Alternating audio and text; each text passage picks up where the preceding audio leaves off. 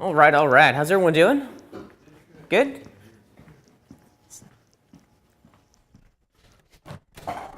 Let's do this. Let's do this. Is everyone having a good week so far?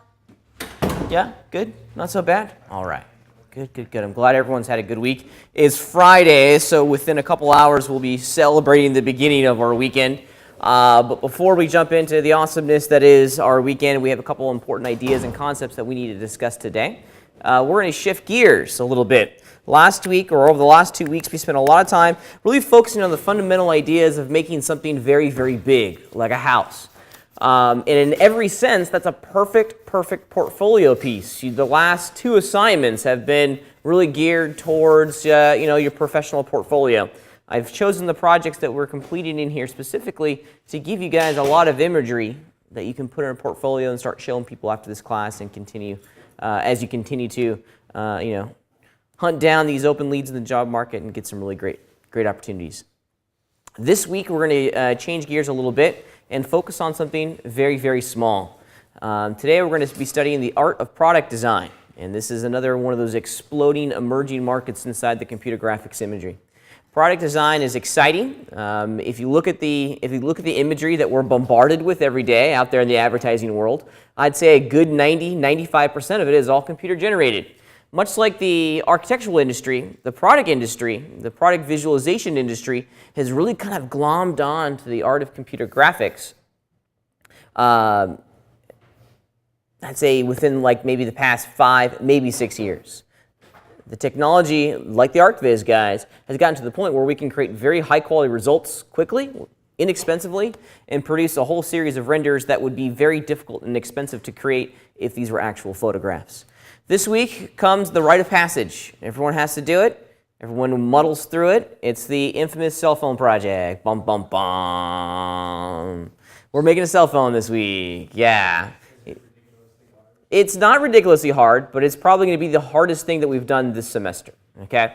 This is, in every sense, kind of like your midterm exam, if you will, on modeling. Okay? This is going to put everything that we've learned up to this point into one gigantic project. Okay? It's going to be a tough one. I'm not going to sugarcoat it. This is going to be a little bit of a challenge. Making cell phones is not an impossible task, but it does require a significant amount of attention to detail. Much like your house, we're going to be striving to create a whole series of photographs that communicates a very, very specific mood, an emotion, a tone. We'll talk about that as we get closer to the end of the day.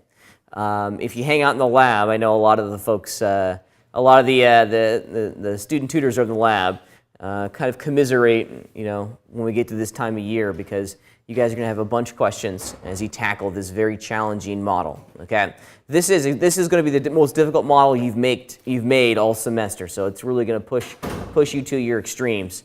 Hey Tam, what's going on? We're on week 11 here, so it's time that the training wheels come off. Mama bird's going to kick you out of the nest, and now you're going to start to have to fly on your own to a certain degree. So, questions before we get into it. Should be kind of a fun one. I always look forward and am engaged when it comes to the cell phone project, as it's my most favorite project of the entire year. So since this is something small, we're going to be studying a lot. Oh yeah, yeah. So we're. Yep. So we're going to talk a lot about the construction ideas and the principles that are going to guide our decision-making process here momentarily. Since it's going to be something very small, we're going to get the camera right up next to it, okay? If you really look at your house, your camera was really, really far away from the polygons that constructed your house, right? In order to capture the entirety of that shape, your camera had to be a pretty good distance away from that geometry. Now we're going to be building something where the camera's going to be within inches of the actual geometry. So our level of detail and the amount of polygons that we're going to use to create this shape is going to skyrocket in a big, big way.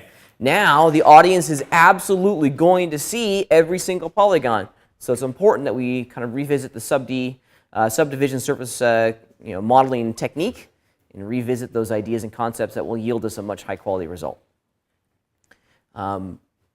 Questions on what we're going to be doing this week? So we're going to talk. Yeah, go ahead. Do we have to model BlackBerry?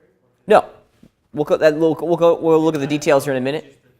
Yeah, well, no, yeah, the one thing, ultimately, you're going to be able to choose your cell phone, whatever cell phone you want to make, okay? However, it can't be a touch phone. It's got to have buttons on it. So, yeah. Modeling an iPhone would take all of about, 15 minutes, right? That's super, super easy. That can be done in that thing in like, in a nanosecond. Yeah, so it's got to have buttons. It's got to have buttons on it. It's got to have some buttons, all right? Yeah, it's going to be an old phone. It's going to be an old phone, okay? Product design is really a whole lot of fun because it allows us to focus on both the model, but it also allows us to focus on the render. If you look out there in the real world, computer graphics are being used everywhere in the advertising community. I've brought some professional samples that kind of illustrate the quality and the power of these imageries inside of our professional world. I guarantee you, if you're looking at an advertisement that includes a bottle on it, it is not real. It is very fictitious in every single way. Most car commercials, you're not looking at cars, real cars. You're looking at computer-generated cars, okay? They're everywhere, and we've gotten to the point where the imagery is so good that we believe it's a photograph when actuality is not. Would you say the same thing for like fast food commercials? Absolutely. That's why they look so good. That's why they look so good. Yeah, you see some of it's computer graphics, and I know in the food industry they have an entire separate workflow with actual practical models that they film on a sound stage. I remember seeing some behind-the-scenes videos on the creation of food models. They actually make models, and it is an art and science unto itself. It's quite fascinating. I mean, if you really think about it, to film like ice cream, that's not ice cream you're looking at, right? It's not ice cream, right? Because it would melt in about 2 seconds under those really hot studio lights, right? So it's some other fictitious, concoction that these artists have had to come up with to capture that image. Computer graphics is being used everywhere and in some very obvious places, but as I mentioned a moment ago, most car commercials, well, not most car commercials, but a lot of car commercials, you're not looking at a real car, you're looking at a computer-generated car, okay? I was watching a television a couple months ago with my wife, and a car commercial came up, and it was some sort of sports car, and the sports car was just like barreling through some like desert salt flat. And within is like this really epic, huge like helicopter shot, and you saw the sports car just like zipping through the middle of nowhere, right? And the helicopter got closer and closer and closer and closer. And as the helicopter got closer, I leaned over to my wife and I said, "That's not a real car." And she's like, "Well, come on, that's totally a real car." And I was like, "Nope, not a real car." And she's like, "Okay, smarty pants, prove it." And okay, and I stopped it. I paused the television. I said, "Look, if this is a real car out in the middle of nowhere, there's this huge plume of dust that's being kicked up behind the car, right? And the car was black. If this was a real car, that car would now be brown, right, with all the dust on the back of the car." And she's like, "Yeah, exactly. It was totally a fake computer-generated car." Advertisers love computer graphics because we can produce imagery that is devoid of all human life, okay? They're perfect. They're factory fresh.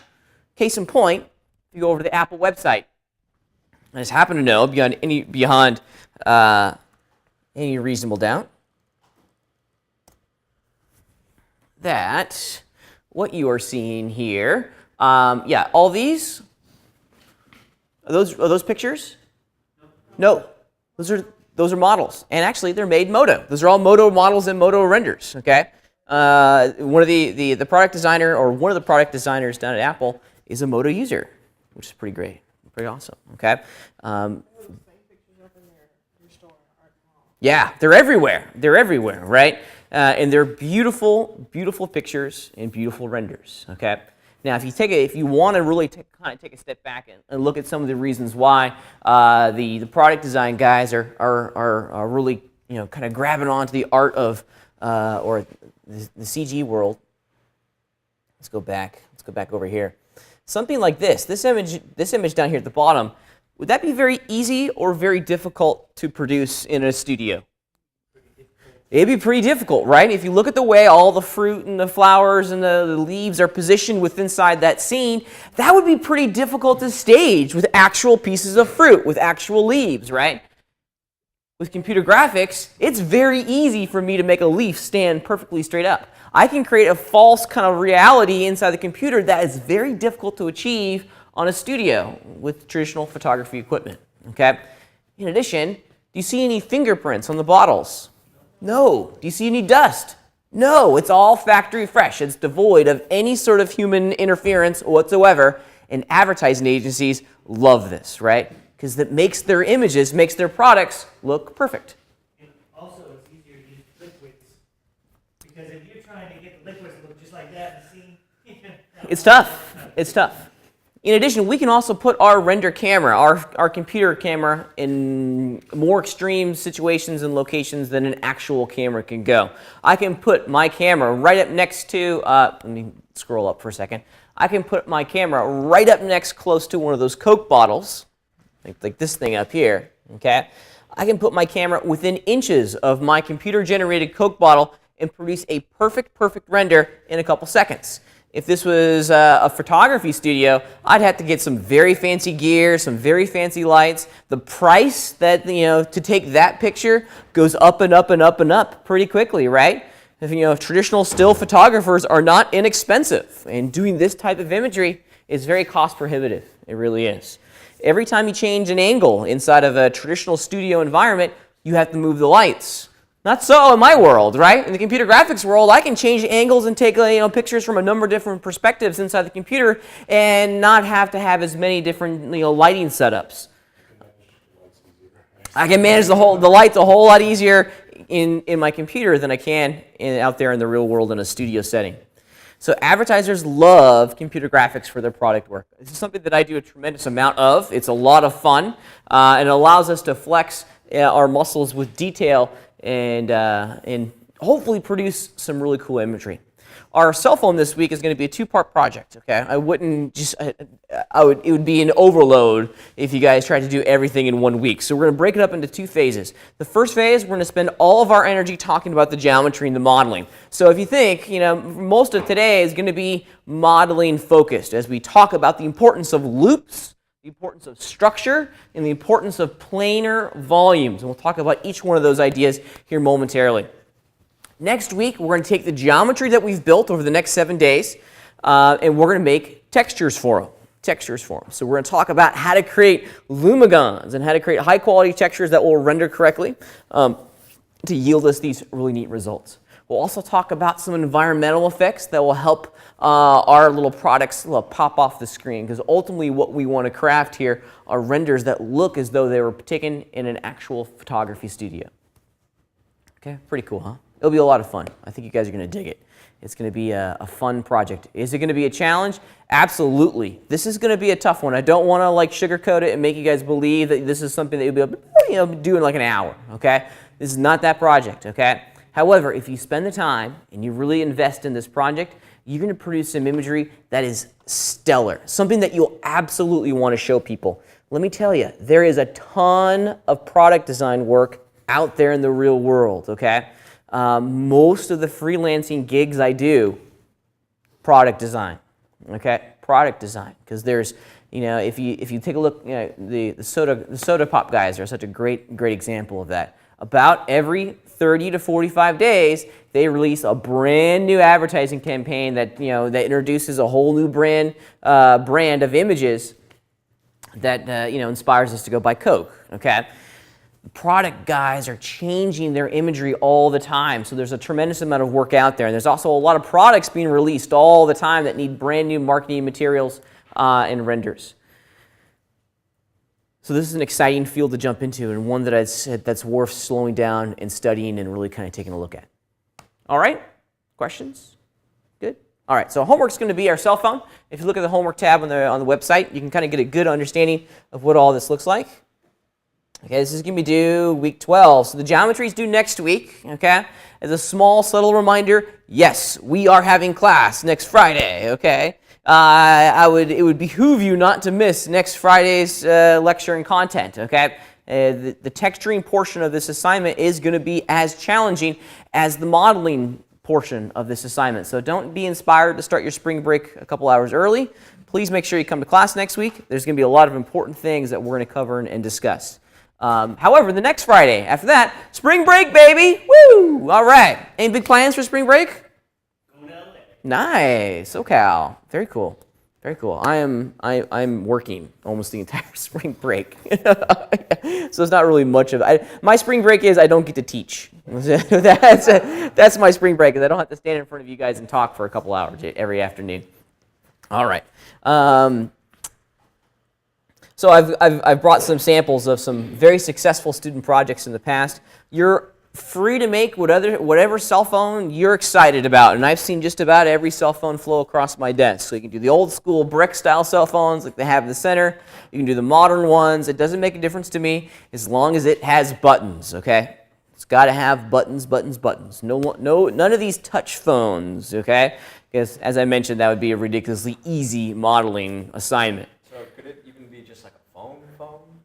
Like a rotary phone? Yeah. Yeah, that'd be fine. Yeah, I'm happy with a rotary phone. I think that would be kind of fun. Because that has buttons. Huh? It'd be too easy to do a keyboard. I think we're kind of deviating from the actual kind of, essence of this project of doing a phone, okay? Keyboards, that's not really a product that you'd want to sell. The whole idea is that you generate a model and some supplemental imagery that illustrates your talent in the product design world. Yeah. All right, your lab this week is going to focus your attention on a very important idea, and that's the skill of aligning reference images to each other inside of Modo. Now, we've done this once before, but we're really going to spend some cycles today dissecting the process of taking a whole bunch of orthographic pictures, aligning them correctly to each other inside of Modo, and then using those as the foundation for our entire model. This is the most critical stage of any modeling project. It really is. A lot of folks, they blow past this and they forget about reference images. But if we leverage these orthographic blueprints that we can very easily find online, the entire modeling stage is going to go a whole lot faster. Our model is going to be more accurate. We're not going to have to figure out what the darn thing looks like because we'll have backdrop imagery that really kind of demands we go down a very specific production pipeline for the conclusion of this model. Okay?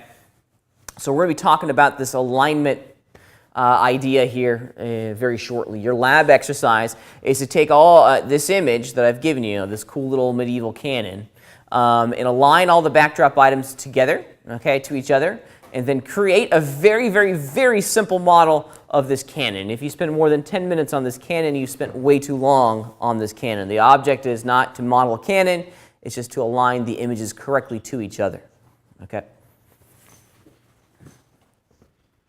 You can find this image in the Resources tab on the website. Okay, questions on what we're going to be doing this week? No? Everyone good? Wait, so are we actually making the cannon or we're just aligning that? We're aligning the real chunk of this, the meat of this is to align all the images to each other. That's the most important part. I want you to do a very quick flush out of the model to test your alignment. That's a really critical stage, is putting a cylinder and a couple blocks in there to see if all these images kind of work together. Okay, we'll go into that here in a minute. Huh? Like a puzzle. Kind of like a puzzle, yeah.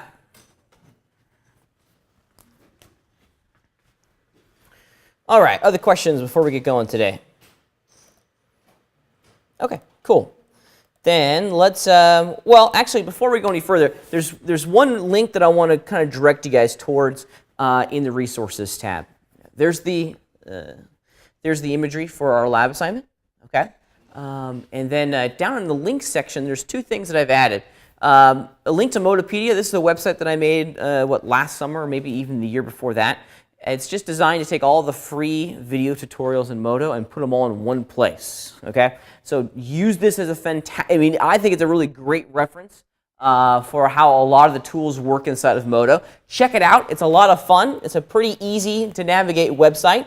You want to draw all of your attention towards this video section at the top here. And I've broken out, these are all the free videos out there on the web, and I've kind of broken them out into their own section here. Some are more fleshed out than others.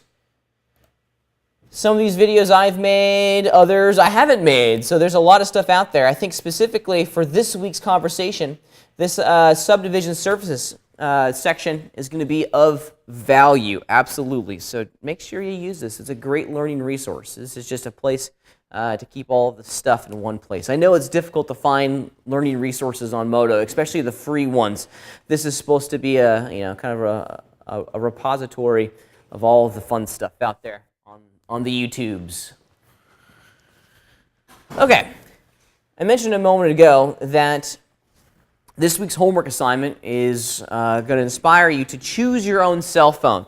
Now, whenever we're starting to model anything, we want to use reference as the foundation for that model. I'm an old school 3D modeler. I believe that all projects begin and end with reference. And if you're not doing that, you're doing it wrong. I mean, there are many, many right ways to 3D model something, but if you're not using reference, you are fundamentally doing this whole thing wrong. Now, is it cheating to use reference photographs? No, absolutely not cheating. This is just how we do it, right? Everyone thinks they have an understanding of what a cell phone looks like, but do you really? Can you really make a cell phone from memory? Probably not. Do you want it to look like an actual cell phone? Then use reference, okay? Reference images are going to give us a level of detail and a whole level of accuracy that we won't be able to achieve just by making it up in our mind, okay? We want to use reference, okay? It's also going to make the entire modeling stage go a whole lot faster.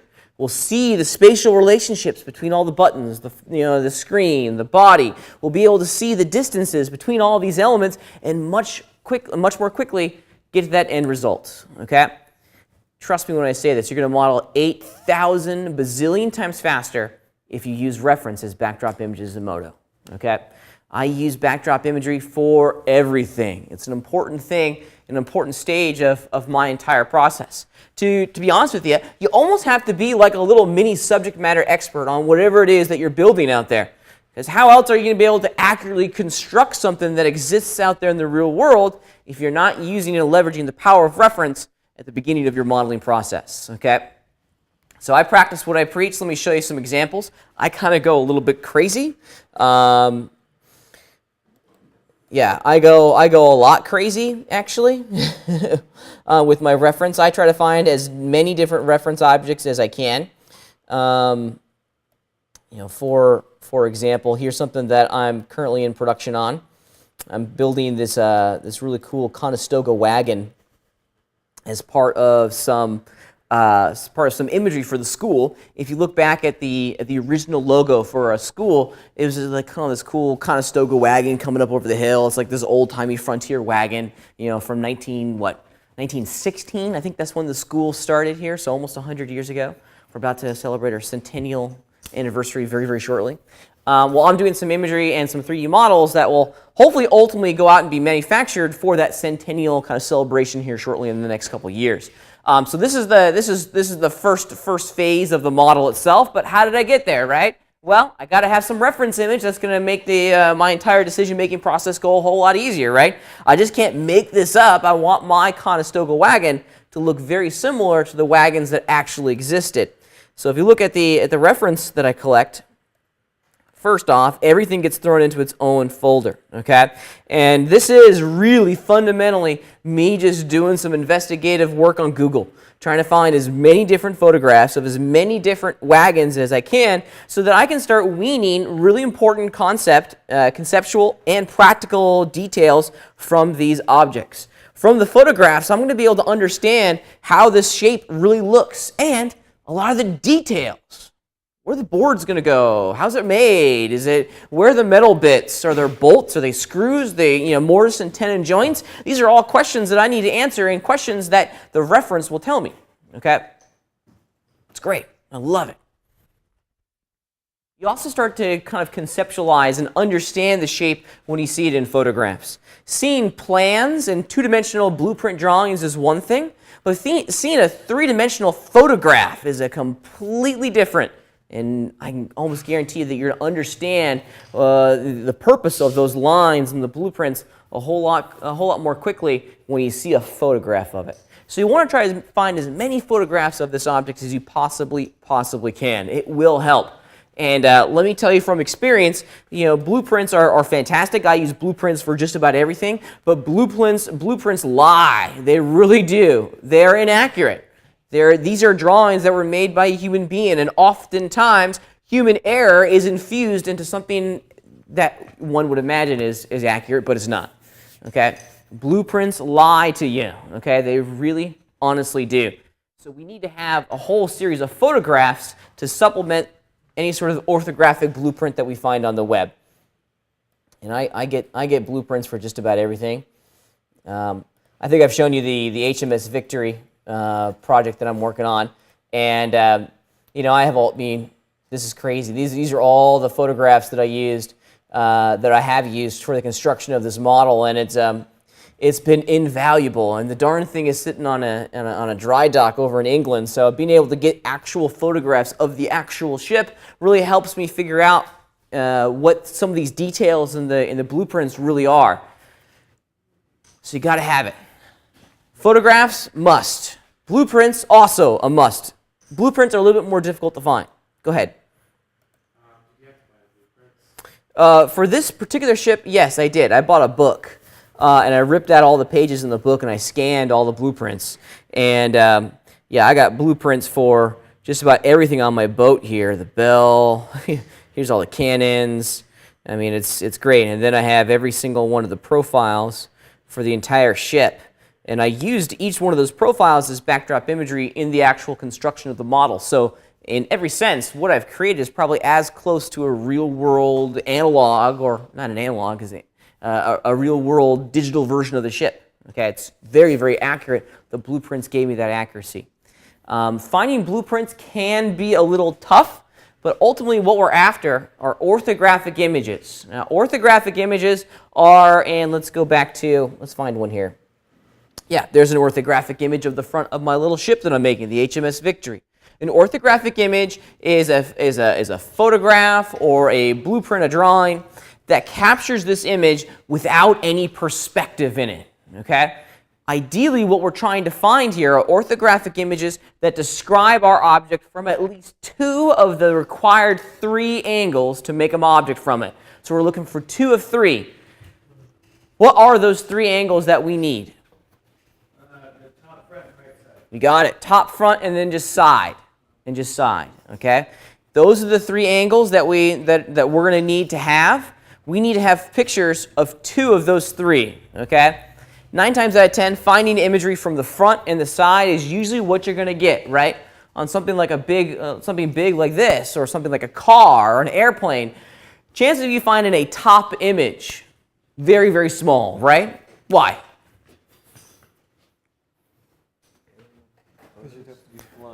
Pretty much, right? Yeah, you'd have to be on some sort of like gigantic crane, boom-armed out above the car to take a picture directly down at the top of that object, right? So you're almost always going to find reference images for the front and for the side, and that's enough to create a 3-dimensional image.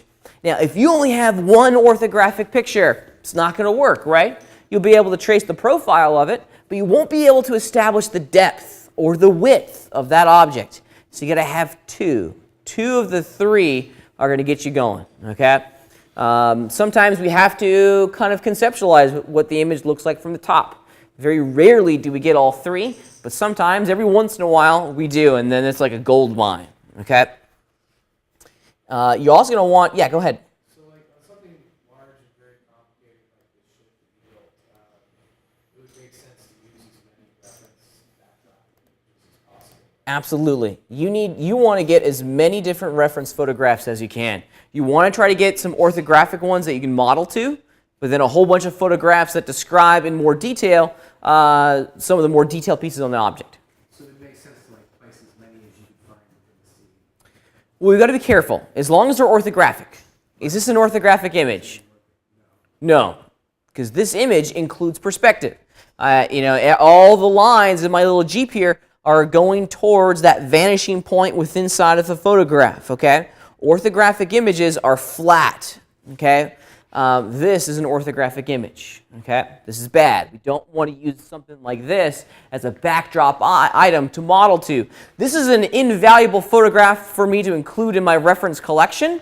I'm still going to keep this on my computer and I'm going to look at it while I'm modeling, but it's not going to be a backdrop item, okay? The only things that we want to have as backdrop items are the orthographic guys, okay? And something like, oops. So this is an orthographic backdrop item.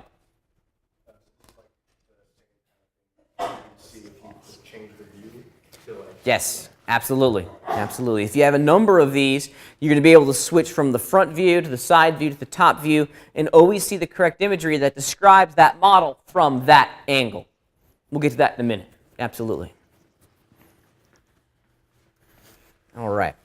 So we got to be little mini detectives and subject matter experts on the objects that we're creating. We have to understand the totality of this object before we can lay down one polygon. And this is the mistake that I see people doing all the time. They start jumping into a project and they don't even know what it looks like before they start making it. Okay? And then you're going to rebuild the thing maybe 8 or 9 times before you get to that end result. Okay? If you use reference at the core, at the very beginning of your modeling process, you're going to breeze through that layout stage very, very quickly. Okay? All right. So for our cell phone, to help us out, there's a really great website out there that I go to all the time. As this is like usually the first place I go to.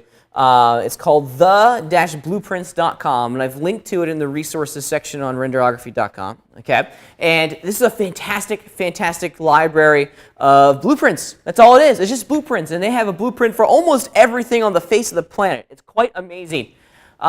Here's the home page. Where you need to go is this thing up here. This is the blueprints database.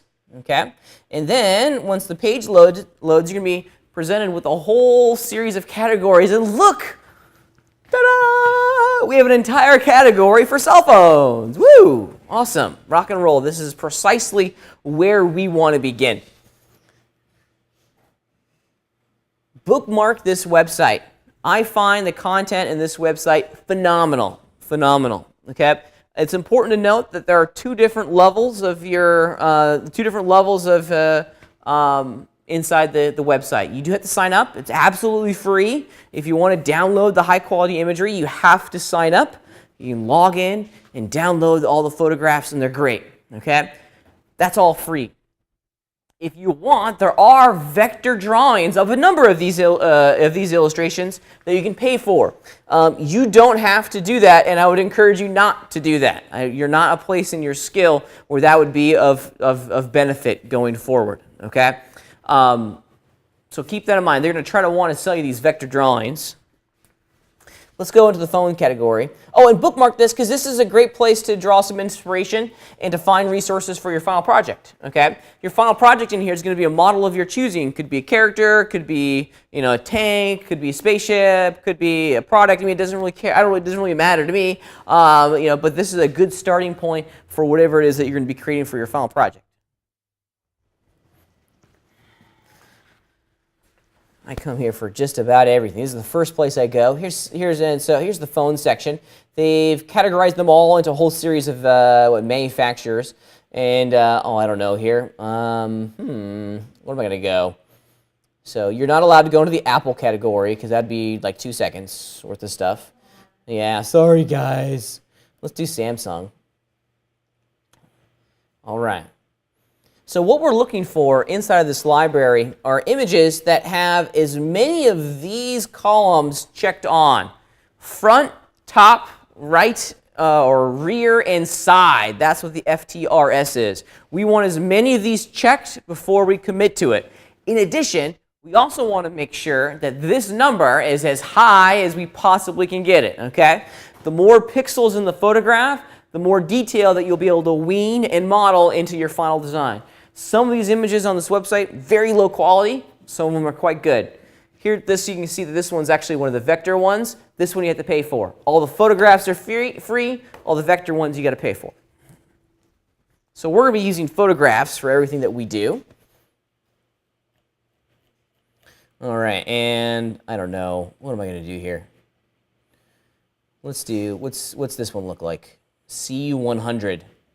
Yeah, that'll do. Okay. Now, a couple other things. Check it out. So here's the imagery, the image that's on the website. This is perfect. This is exactly what I want because in this one photograph, I can very easily see all the orthographic angles of this cell phone. I know exactly what the front looks like, the side, the top.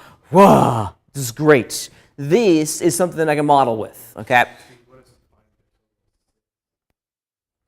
No, it's just as many as you can. Remember the 3. We got to have 3. Okay, that the goal. I mean, if we can get the top, the front, and the side, Boom, we're in action. Okay, now we can model.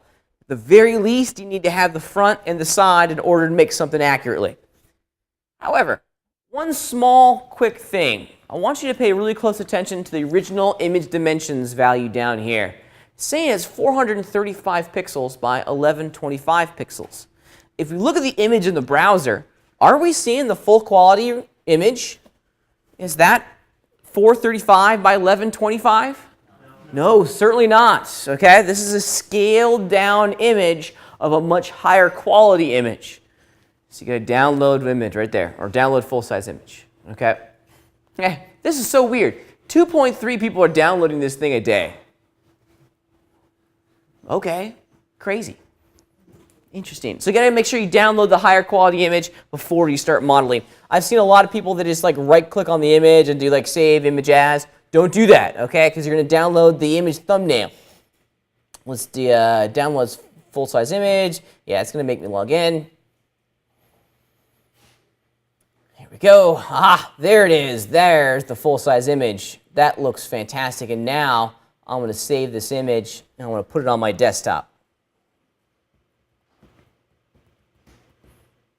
Unless my computer wants to crash. All right. Let's talk for a second how we're going to be able to use this image. Because all the stuff that you're going to be downloading from the website is going to be one image. So all 6 of these orthographic angles are going to be contained in one image. This is not usable in its current form. We want to split it up, right? We want to have a separate image for each one of the angles, okay? So we need to extract all the pixels that describe the phone from the front and save it into its own image. Now, luckily for us, the guys down at Apple have created a whole series of really, really fantastic applications. Probably the most overlooked app inside of the entire thing, or the entire operating system, is Preview. Now, I've downloaded my image as a JPEG. I've just double-clicked on it in my Finder window, and it's going to open it in the Preview application. Preview is great. You can do so many awesome, awesome, awesome things in Preview. In the past, I would always go to Photoshop and kind of slice up this image into a whole series of layers to extract all these angles from one another. Well, you don't have to do that anymore with Preview. Okay? This is a great power user trick, and I love this. Now, this is unfortunately a Mac-only kind of thing.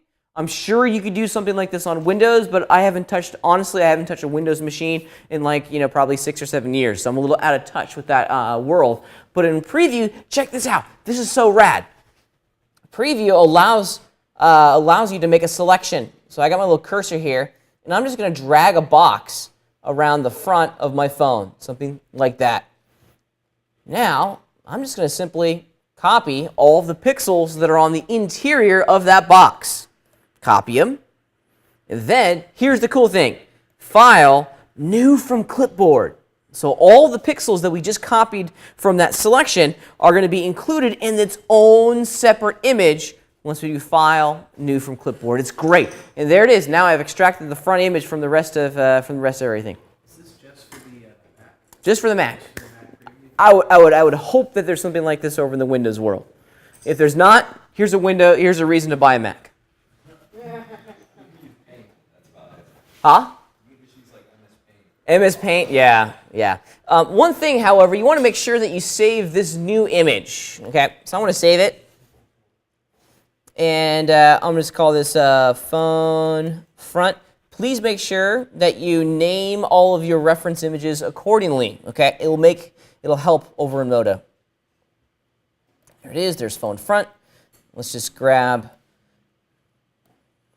this guy over here. Oops. And this will be, so edit, copy, file, New from Clipboard, and then I'll save this. This is phone side. Now notice that I'm not putting right or left in there because I really don't know if this is the right or left image of the phone. So I'm just going to put side. That's all we really need to do. And the last thing that I'm going to do, I'm just going to go grab what is going to be the top of the phone. I'm not going to do all of them. I think for this project, I would recommend that you really focus your attention on the front, one of the side images, and then the top. You're more than welcome to go in and separate out the bottom, the back, You're adding a whole lot more information into the system that I think you need at this stage, but you're definitely more than welcome to do that. The more imagery that you import, the more accurate your model is going to be. Let's just copy this, and then file new from clipboard. I'll save this bad boy out. This is phone, oops, top.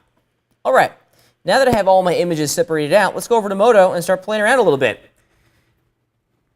We've worked with backdrop images in the past, but it's been a couple weeks, so I think it's important that we kind of refresh our memory, if you will, on the process of importing backdrop imagery and the most important stage of aligning the backdrop imagery to each other, okay? This is such a critical component to the entire modeling stage, it's worth revisiting 8 or 9 times until you guys know it, like at the drop of the hat. All right, let's just do it real fast. I'm going to go to the item list, and under the Add Item pull-down menu, I'm going to choose Backdrop Item. This is what it looks like. It's just an empty container. Excuse me for one moment as I change a preference.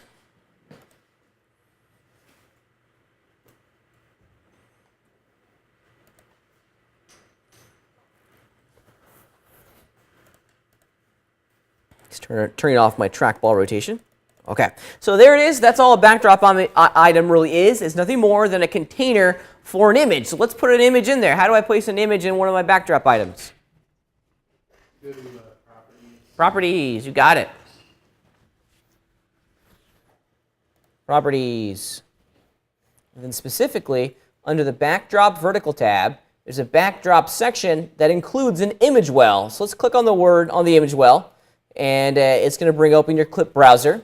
At the top of the clip browser, I can load in an image by clicking on Add Clip, Load Image, and then I can just navigate inside the OS Finder to where I've saved all of my cell phone stuff, and I've placed them on my desktop. Here's the front. I'll open that bad boy up.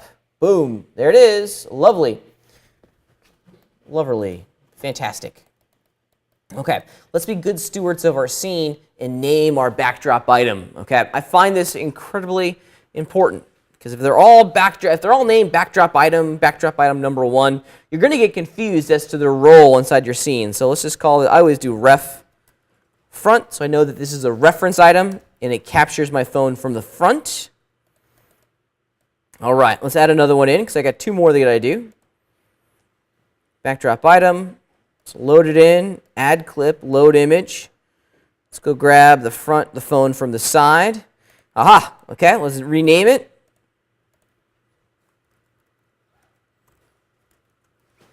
There it is. And now, let's take a look at what's going on here.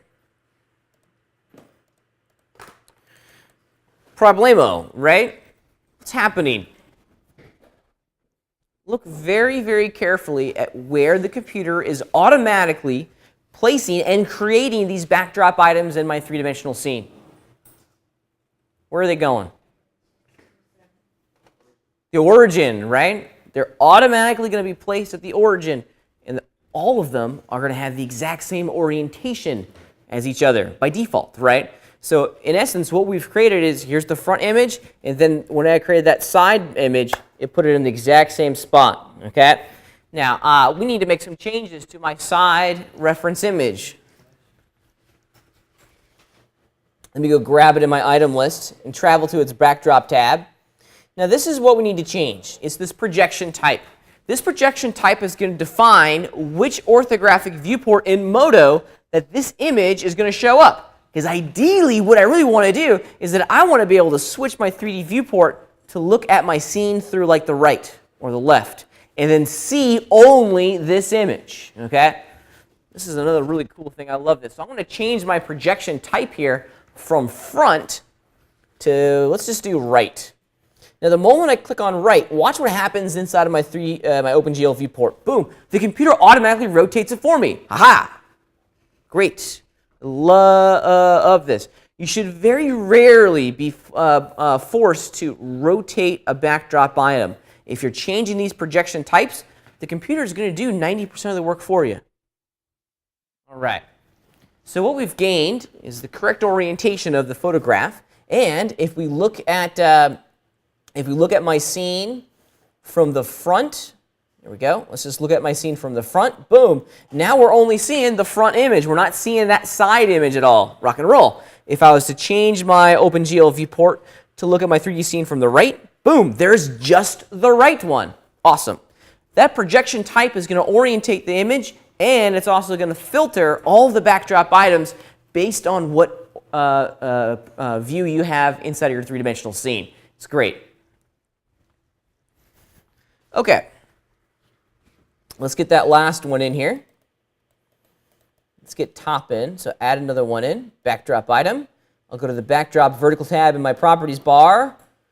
Clip browser it up. Here we go. Here's phone top. Boom. All right. And like we did with the side image, let's return to our backdrop tab and change the projection type to, as one would imagine, the top. Now let's look at our scene from the top and see what we got here. Aha. Okay, great. Fantastic. So we got them all in. We've placed them inside of our scene. But now we've got to start orientating them and aligning them to each other. And this is kind of the tricky piece. We want to use these backdrop items to model to. They are, in essence, our blueprint, our guide. So it's critical that they all be aligned to each other. They're all in the same scale and size and placement within our scene so that they can truly, fundamentally be used as a blueprint. Okay? So there's a couple things in here that we need to do. We have to choose a master image. This can be any image that you want. However, I find that usually the front or the side image is the best candidate. Okay? Because you're going to be spending probably the majority of your time in the front perspective. This is where all the detail is. You can very clearly and easily see the relationship between all the buttons and the plastics and the screens and the headphone jacks and all that other jazz, okay? It's very, very easy to see that from the front. So I'm going to call this my master image, okay? In my mind, this is the master, okay? So the first thing that we got to do is that we have to align the master image to our scene, and most importantly, to the grid in our scene, right? Is this a symmetrical object? For the most part. Yeah, absolutely. The left side of the model, or the phone, is almost identical to the right side of the model. Obviously, the numbers are different, but the geometry for the buttons are the same. Man, it'd be a whole lot easier to model half of the phone and then to mirror it, to duplicate it across the x-axis and get a complete phone at the end, right? That would be fantastic. I'm all about doing half the work at twice the results. Woo! That makes my life a whole lot better, okay? So with that in mind, maybe what we should do is we should orientate this backdrop image left and right along the x-axis within my scene so that the center of the x-axis here is right smack dab in the center of the phone. What do I need to do to my backdrop item to be able to see through that backdrop item to the grid behind it? You have to click on it, and I think it's in the properties. You change the transparency. Bingo, you're absolutely right. So I have that backdrop item selected, okay? And actually I have the wrong one selected. I have the top one selected. Let me go grab the front one. There it is. Okay, so I have my front reference item selected. And James is absolutely right. In the Properties tab, there's a transparency value here that we need to increase. Now, I usually hang out at a transparency value around 70. I think that's a good starting point. It's going to kind of create this ghosted image that will allow us to see the grid behind it. Put up to 70%, and voila, there it is. Wonderful. Now we can see the grid through the image. And I can start to place this element. Yeah, it looks like I need to scoot it that way some distance to get it where I need to be. So that the x-axis, that dark black reference line, is where it needs to be. Let's just do it real fast. Maybe something right along in there. Now, photographs lie to us often. Okay, try to find the natural places in the photograph that makes it easy for us to see that middle line, okay? Looks like the speaker up here at the top gives me a very, very nice indication as to where I need to place my reference item to get it perfectly in the middle of the phone. And I'm almost there. I think if I scoot it just a little bit more to the right, we'd be where I need to go. Somewhere perhaps right in there. All right, awesome, perfect. Now, you're more than welcome to move this up and down along the y-axis. That's fine. However, I find it a whole lot easier if it's just perfectly centered along all three. Okay?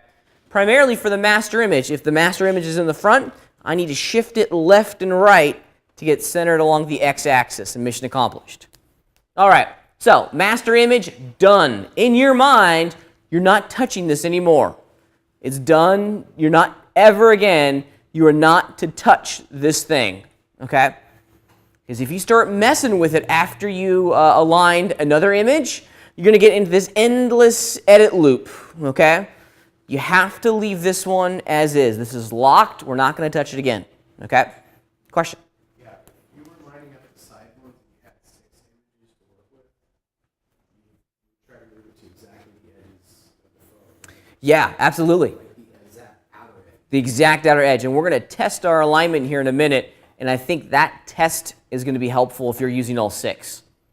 Okay, so the front image is done. It's locked. Now let's jump over to the right and start aligning this image to the front. Okay, so here's my side. I want to increase the transparency using the exact same process that we were before. And yeah, things are looking good here. Now I'm just trying to get a good sense if everything is orientated correctly, and it looks as though it is. In the initial pass, I'm just trying to make sure that all these objects are aligned to my scene, and then I'll do them to each other here in a minute.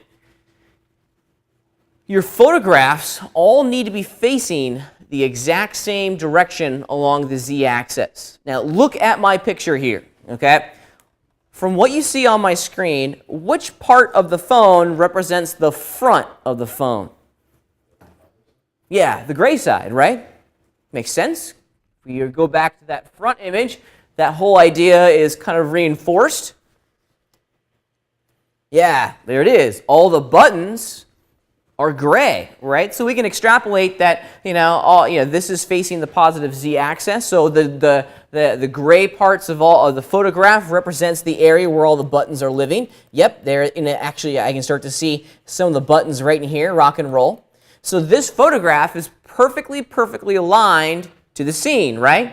It's facing the exact same direction, or the buttons in the photograph are facing the exact same direction as the buttons in the front photograph are facing, right? What direction is that? Which direction? Forward. What defines forward? The z-axis, right? All the buttons are facing the positive z. Now with the lights on, it's a little bit more difficult to see, but our compass down here always reminds us as to the direction of the positive area of each one of our axes. So the buttons on the photograph are facing the exact same way as the indication arrow down here in our compass. Yay. Good. This is what we want. Let's triple check our top photograph to ensure that is facing the right way. Oh, Is this photograph facing the right way? Is it facing, are the buttons of this photograph facing the exact same direction as the buttons from the other two? What defines the front of the phone? Just in the picture. In the picture. Yeah, the silver plastic, right? Silver plastic defines the front of the phone. Right now, the pixels, the silver plastic is facing the negative z. And I know that just by looking at the compass, right? The phone's facing the wrong way from the top. We got to fix this. How? I had a question. This is about the phone, though. Do we have to have a phone with all 9 buttons plus the send and everything? Yeah, that'd be ideal. Yeah, I would like you to have buttons on your phone. I can't seem to see this from other perspectives. See what? The top view and the right side view, I only see the front. But I have these. Is it facing left? Yeah, let's look at your backdrop items, Rayu. So, did you change the projection type? Or did you just rotate them? I rotated.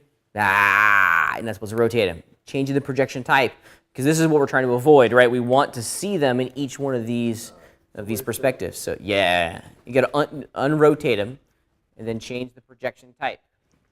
You did exactly what I told you not to do. Okay.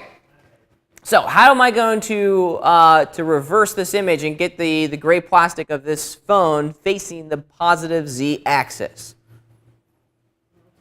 Rotate it. Now, that's the knee-jerk reaction is to rotate it, and you're absolutely right. We just got to flip it 180 degrees.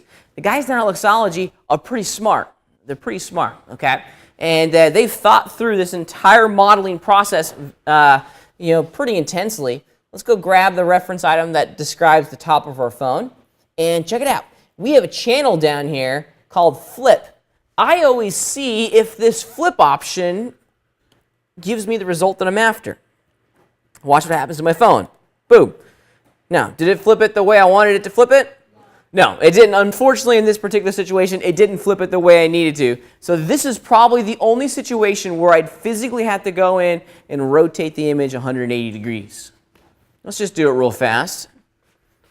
I'm going to go into the rotation channels of my backdrop item, and I'm going to rotate this 180 degrees. And now, the gray plastic of the picture is facing the positive Z, just like the other two. Okay, this is phase one of aligning all of our images to each other. Phase one. A couple more phases that we have to go through. Yeah, question or distraction? Okay. Now that they're all facing the exact same direction within our scene, we have to align them to each other to ensure that they're in the right place within the scene. The best way to do this, and most importantly, we also have to ensure that the photographs are in the correct size and scale to each other. Let's do the size and scale first, as that's the easiest one to do, okay? Because some of these pictures are very big, others are not very big. So it's important that they're all scaled to each other. The only and probably the best way to ensure that they're all scaled correctly to each other is to generate some geometry that defines certain landmarks on our phone. Ultimately, what we're trying to do here is find landmarks on the picture that we can see in the front picture and in the side picture. So look at the front picture here for me real fast. Look at the picture itself. Just kind of consume the image for a second. All right, let's go over to my side image here. Now, from the side, are there any features on the phone that you can easily see from the front image and are also apparent and visible in the side image? That button on the side. Button on the side, absolutely. So you can kind of the light on the top. Yep, I like it. I like it. Let's go back to the front. Now the button on the side, that's a good one. I like the button on the side. But I think there's some low-hanging fruit here that we haven't we haven't gotten. Okay? What about just the top and the bottom of the phone? Okay? We can very easily see the highest point of the phone and the lowest point of the phone from the front. And if we were to zip over to the side image, we can also see that exact same detail. Yeah, there's the highest point right there. There's the lowest point. Perfect. Perfect. These are great things to align our phone from. So let's go back to the front. And on an empty mesh item, I'm going to draw just a couple rectangles to define the top and the bottom of our phone. In essence, what we're kind of trying to do here is create a bounding box for our phone. Let's just do it real fast. I like to do it with little reference planes, but you certainly could do it with a number of other things.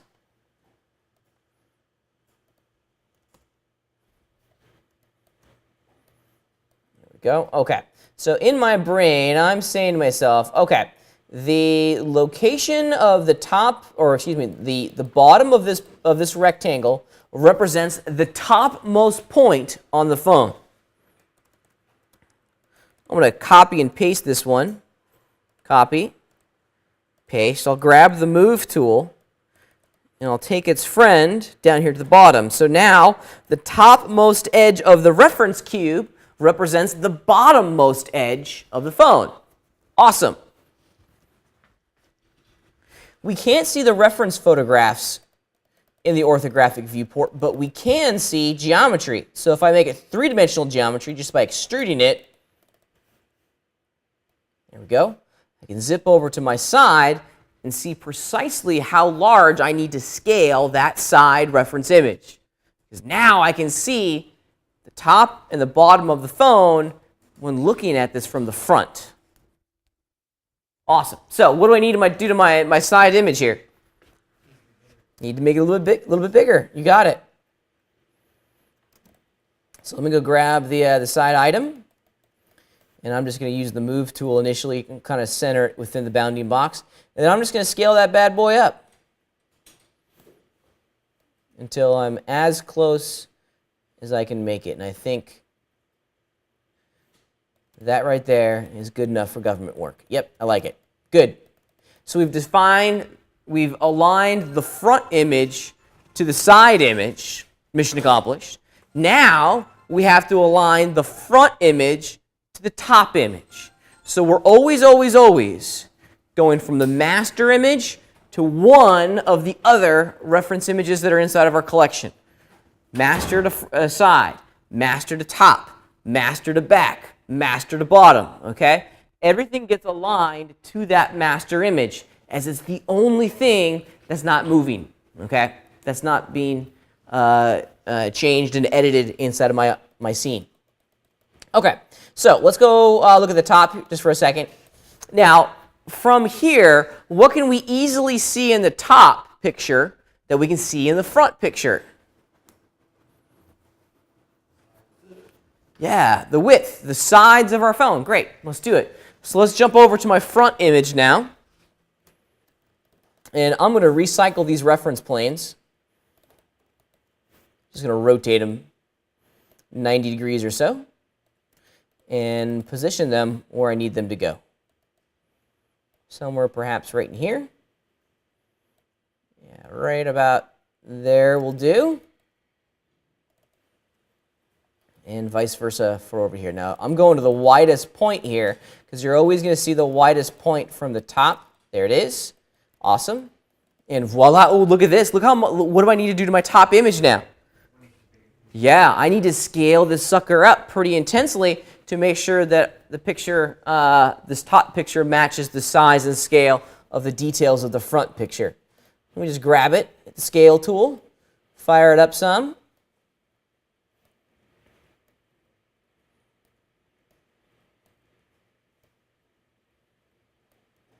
Huzzah, there it is. I love it. Now we know beyond any reasonable doubt that all of the pictures are in the correct size and scale to each other. So phase one was to do the images to the scene. Phase two is to align all the images to each other.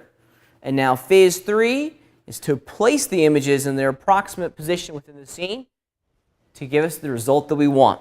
Now the easiest way to do phase three, here it is, I'm just going to delete this stuff, is to basically capture the totality of the shape in a cube, okay? I'm going to grab my cube tool here, and I'm just going to define this shape. I'm just putting all of my little corners here at the extents, the bounding box, if you will, of my object. So right around there. Somewhere right around in here. That's good. Okay. And now I can make this as wide as I need it to go. Awesome. And it looks like everything is working. The tops and the bottoms of the cube are in perfect alignment with the top of the phone from the side and the bottom of the phone from the side. Awesome. And if I zip over to the top, yeah, it roughly looks like it's in the exact same place or the exact same size. I'm going to move back my reference photograph here, just so it's all kind of dialed. Yes, yes, yes. Good. Good, good, good. I love this. So from the front, it looks great. From the side, it looks awesome. And then from the top, it looks awesome. Rock and roll. This is exactly what I want. I'm done. I'm done with the alignment of all of my backdrop images in Modo, and now I can begin modeling. let's jump back into the perspective scene for a second and take a look at what we've created, because it's kind of turned into a little bit of a mess. Yeah, that's a whole lot of a mess right now. Okay, can you see? There's a cube in there. Can you see it? Barely, right? Barely. This is, I cannot see my model right now because all those reference images are at the origin. My model's at the origin. My reference images are at the origin, and this is turned into just a nightmare. Okay, I need to make some changes to the placement of my reference images. But I'm sure a lot of you guys are saying, "Whoa, we just spent like 20 minutes trying to place all these things accurately to each other, and you want me to move them?" No. They're perfect as is. I don't want to touch them. They are perfect as is, but we can always move each one of these reference items along a very specific axis and know that we're not going to mess up its alignment within the scene. Let me show you what I'm talking about. This is one of those old power user tricks that I wish someone would have shown me when I was in y'all's shoes. Okay. I need to move my front reference item away from the origin of my scene, but I can't mess up its alignment along the X and the Y axis, okay? I can't move this image left, right, up, and down. Which axis am I allowed to move this image along without having to wonder and worry about its alignment being lost? Good question, right? The question. Let me show you the quick, easy way to find the answer. There's like almost no thinking in this process involved because they give you the answer. The answer lies in the compass, okay? We've positioned our front image along the X and the Y axis. Whatever axis is not represented in the compass is the axis that you can move this image along and not mess it up. So with that said, what axis can I move this image along without having to worry about it? The Z, you got it. So if I go back over into the perspective, I can grab this reference image, just fire off the move tool, and I'm just going to pull back on that Z axis some distance to get it away from the origin of the scene. If I zip back over to my front, boom, looks good, life's good. The cube or the photograph is in the exact same spot in relationship to the cube. Aha! So I haven't screwed anything up. Let's do the side now. Let's jump over to the side perspective. Look at the compass. Which axes don't you see in the compass? X. The X. So that's the axis that we're allowed to move this image along without having to worry about messing up its alignment. Just grab the side reference image, fire off the move tool, move it out of the way. Through a process of elimination, which axis can you imagine that we can move the top image along? The y-axis, you got it. And now, we've taken all of our reference images and we've moved them away from the origin so that we can see our model. We really only are relying on the reference images while we're in those orthographic perspectives of our scene. There's a reference image, jump over the right, there's a reference, jump over the top, there's a reference. But while we're in perspective, my focus and my attention is on the model, not on the backdrop images. We've kind of decluttered the origin and have created a work environment that's easy for me to go through and continue to edit. Pretty cool. Questions? Yeah. Are you taping this? Mm-hmm. Yes. I've had a little bit of trouble when I set up the transparency on the backup line. I can't see the grid behind it. If you can't see the grid behind it, there's one viewport property that we need to leverage. With my cursor in the center of my OpenGL viewport, I can hit the O key. There it is. And under the drawing and control section, we want to make sure that overlay drawing is turned on here and overlay is turned on there. That way we'll be able to see the grid behind our backdrop items. Yeah. Yeah, this is one of those mysteries for me. I don't know. This used to be one button, and now they've broken that into two separate switches, and I'm not 100% sure why. So, yeah, overlay down here. Overlay drawing, and then under the backdrop imagery section, overlay. With those off, check it out. Now, I can't see my object, or I can't see the reference item. My geometry is blocking the picture. If I turn them on, ta-da!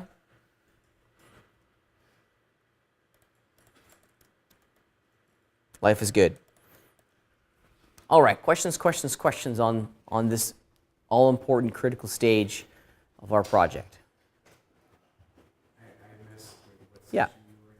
You did the overlay drawing. Yeah, it's in your viewport properties. So if you hit the O key with your cursor in the center of the viewport, you want to make sure at the top of your viewport properties that overlay drawing is turned on. And then down in the backdrop imagery section of the form, overlay is turned on.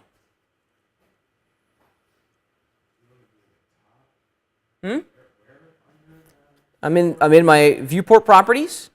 So with my mouse cursor in the center, hit O. So you can change the transparency there as well. You can, if you'd like. I think that's a global transparency, so yeah. If you'd like.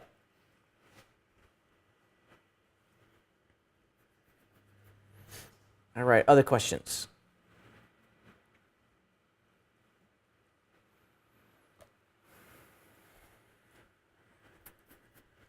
Everyone good? Everyone understand the process? Yeah, questions? Yeah. The cube is kind of like your test. If all the pictures, if the cube is aligned to all of the pictures, mission accomplished. We now have a network of backdrop images that we can use to model from. We want to be moving that all the way to the outer edge of the object on the other side. Yeah. Buttons, Say again? including buttons. Like, What do you mean? the button in the outer edge of the thing. Yeah, so you just kind of what's called the bounding box, the total extents of the object. And if if it's off by micrometers, then that's okay. You're more than welcome to fudge it to get it to work. If it's off by very small amounts. This is just a general kind of alignment to get all the pictures working together in harmony.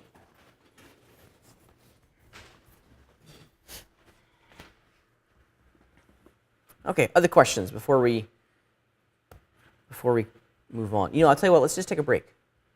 Let's just take a break and we'll talk about some modeling techniques after our very short 10-minute break. Okay?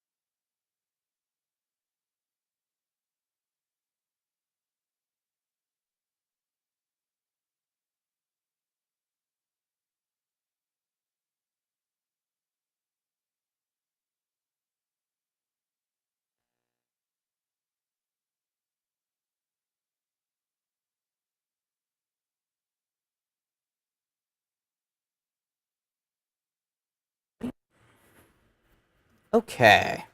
So before we left on our break, we spent some time talking a lot about the process of aligning all these backdrop images to each other. I want to spend some time talking about the strategy that we need to approach a model like this, okay? Because, you know, mama bird's kicking you out of the nest. This is the time of this semester where the training wheels come off, and you guys are really going to take the lead on the construction of the cell phone. However, you know, I like to drop people into the deep end, especially, you know, we're on week 11, okay? We're 3/4 of the way through this bad boy. We're practically done, all right? I like to drop people into the deep end, but I'm always there, like swimming next to you in a life raft, just in case you drown. I can pull you out and save you, all right?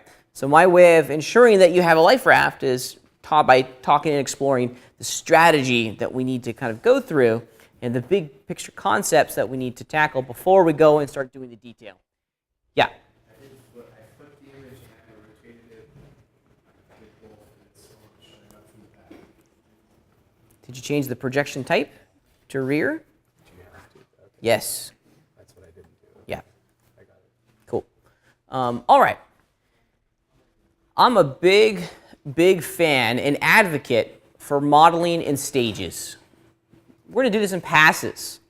The knee-jerk reaction when doing a high detail, high resolution object like this is to do the details first, right? Well, I'm going to model a button. No.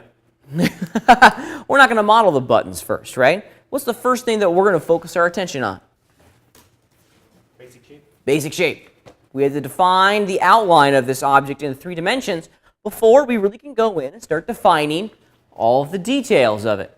So our traditional modeling process, that box modeling process that we've been using almost the entire semester, is important to keep in mind and use in this particular situation. So let's do this in passes. Let's do this in details. Now there's a couple things in here that we need to zero in on. We need to fundamentally start looking at our mesh a little bit differently. Let me go into the front here. And let's become a subject matter expert on what this object is all about. There's some details, some features that we need to ensure that we're capturing in geometry. Not everything is going to get a polygon associated with it, right? But we need to know before we even start what's going to be geometry and what we can establish in a texture. Where people often stumble is when they don't have this conversation with themselves, okay? When they don't kind of plot out, okay, this is going to be geometry, this is going to be texture, and, you know, so on and so forth. So for me, I always look for the big pieces in here. The big pieces that have a very discernible change in dimension and depth, okay? Obviously, we're going to be defining the entirety of our phone and geometry, duh, okay? However, the other parts that we need to zero in on and define in geometry are maybe this recess right in here.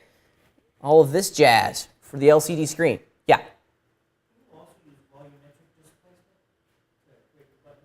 Not volumetric displacement, just displacement. Displacement.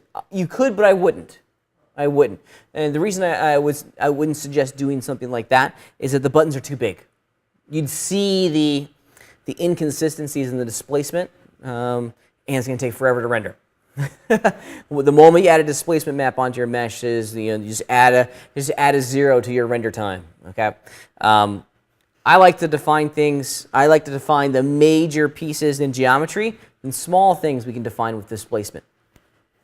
Okay, so big features that I need to model. This recess, okay? This recess for the LCD, that's a big piece, okay?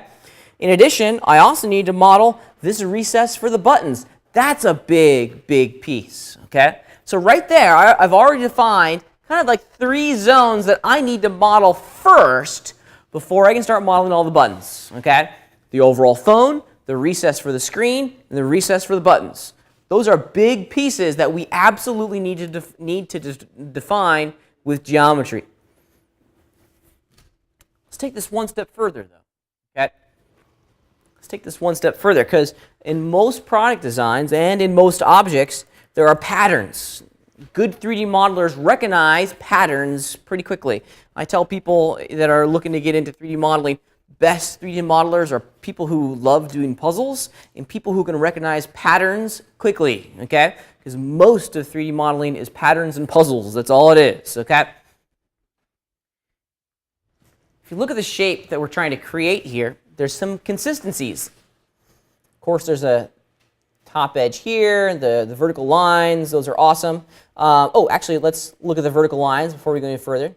This vertical line here that defines the outside edge of the LCD screen recess is in the exact same location left and right across the model as the recess for the buttons. Aha, commonality. Here's a pattern that we can take advantage of, okay? This is a perfect place for me to put a loop, okay? For me to put a whole series of edge segments. I can define in one loop slice the outside edge of the screen and the outside edge of my buttons. Awesome. Or the recessed area for my button that my buttons will go in, okay? On that same note, check it out. We also have a little bridge here, this curved line that defines the bottom of the LCD area, and also, if we do it correctly, it can define the top of the button recess. Are we going to be designing our phones so that we subdivide it? Ideally, this is all a subdivision surface. Our render camera is going to get very close to this object. We don't want to see any polygons. Subdivision surfaces are going to yield us that result. Okay, so we're starting to zero in on features on the phone that are kind of universal, big features that we can recycle and use in different areas. The left and right sides, awesome. That little bridge will help us define the top and the bottom. Awesome, okay? We like this, we love this, okay? Now down here at the bottom, we have some interesting plane changes, okay, that we need to be aware of. One of the challenges inside of all 3D objects is understanding when the form changes its plane, okay, or changes a plane. Down here at the bottom, this recessed area for our buttons has a very distinct plane change. You know, we're kind of living in a bathtub up here, right? This is kind of like a gigantic bathtub where all our buttons live. But down at the bottom, the transition between the bottom of the bathtub and the bezel of the frame is not 90 degrees as it is over there on the right, okay? It's chamfered. It's at an angle now. Plane change, big plane change. We need to define all plane changes with an edge, okay? So what I'm doing before, I haven't even laid down one polygon yet, and I'm already starting to conceptualize where I need to place edges, okay? That's the first part of the strategy. Figure out in your mind where all the edges are going to go. You're kind of pre-building the model before you even lay down a polygon, okay?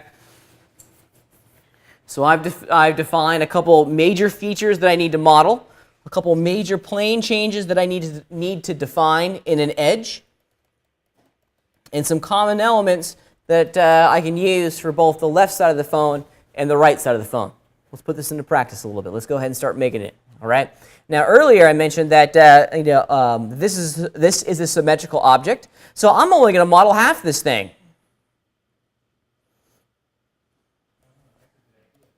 Yeah, how about that, huh? So there's the border edge. I'm going to ensure that that border edge is precisely on the center of the x-axis, and I love this tool. I've shown this tool a couple times in this class. It's in the Vertex collection of tools, and it's set position. This will allow us to define a value, a very specific place within inside of our three-dimensional scene that all of these verts will be moved towards. And I want it to be precisely at 0 along the x. Boom, awesome. I've now, in essence, have defined my middle line. Okay. We always want to try to see if we can define middle lines as easily as we can. Life is easier when there's symmetrical planes. All right. So we've defined the top and the bottom. Oops, let me just move this down a little bit. Grab that bottom. Now we need to define the other basic features. Some of you guys heard me say this to Randall a moment ago during the break, but we can't rely entirely on the sub-D algorithm to define the shape of our object. We need to define the shape with polygons. The only thing that we're using the sub-D engine for is to smooth those polygons. So it's still on us to define those edges. Okay?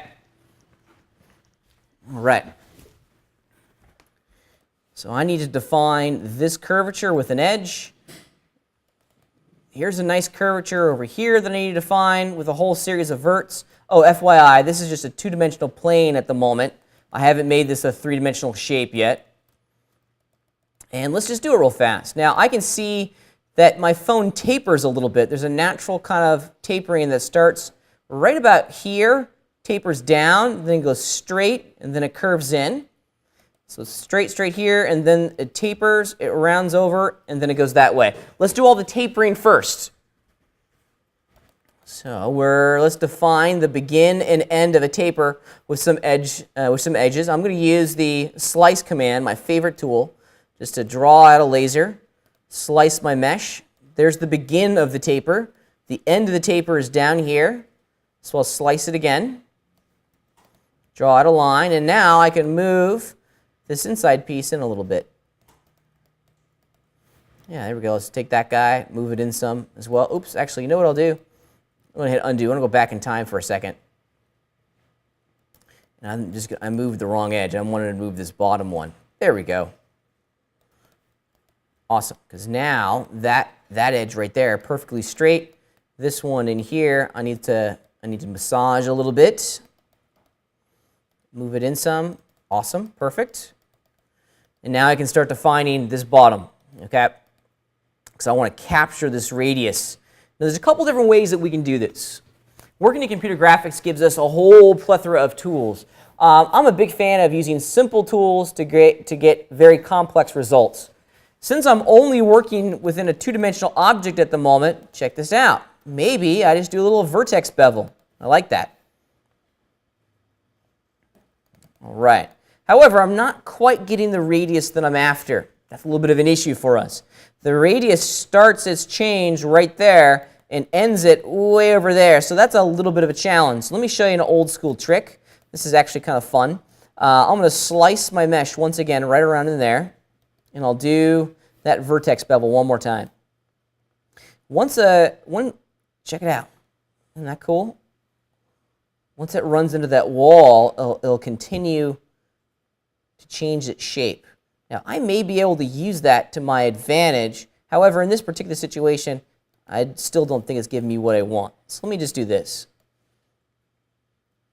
Bring it up some, and then I'll bevel it from here. Yeah, there we go. And that's a little bit more accurate. And then I just need some geometry down on this bottom edge here to pull the shape to capture this bottom curve. Okay. Now, I'm just freeforming this. So you guys, in every sense, are getting the exact same thought process that I go through as I model this. I've never modeled this phone before. I just picked this phone at random when I was in the Blueprints website earlier today. So this really is my thought process as I approach modeling something like this. I'm just trying to capture the outline of the shape initially in a two-dimensional form, and then I can transform that into 3D with a simple extrude. All right. So there it is. There's the edge that I need to continue to refine. I want to pull this down. I think I need two more verts in there, maybe one right there, one right there. So let's slice the mesh. Now, we want this to be all quad polygon mesh. So we need to work in loops, okay? The best way to edit the mesh and retain all of your edge segments in loops is to use the loop slice command or just the slice tool. I like the slice. So mesh edit, slice. And I'm just going to hold down the control key to drag out a straight line. And I'm going to put one there. Fire it off again. Put another one in there. There we go. Love it. And now I have two extra verts down here that I can simply move down to define the curvature of the bottom of my phone. And yeah, I'm happy with that. Looking good. All right. So the bottom's looking pretty great. And let's start talking about what we need to do to the top, because there's some things in here that we need to change. As was described earlier, look, there's a taper. You can see that it angles in and then it rounds out at the top. Let's define that taper. We're defining the overall shape with very simple stuff here. So there's a new edge segment. Whenever a taper or a change in plane begins, we define that beginning with an edge. And now I can simply just grab it, move that polygon in, and I've captured the shape. Yeah? What are the advantages of starting with plane versus starting with cube? It's a whole lot easier to manage. There's just less verts. That's all it is. Instead of having to do all of this in edge mode, I can just do it in vert mode. I just get a little control, a little bit easier. It's super easy to make this into a three-dimensional shape just by extruding it. So I just think it's easier to mess around. All right. Let's just take the existing geometry, edit it to match the reference, and there it is. Now for this one up here, I think I'm just going to bevel that out a little bit. I'm going to bevel it out now. I've beveled it to a point where I'm kind of missing the geometry. So you're absolutely free to go in and continue to refine it. Yeah, awesome. Looks good. So there's the outline of my phone. Things are looking quite nice. I'm very, very pleased initially. All right.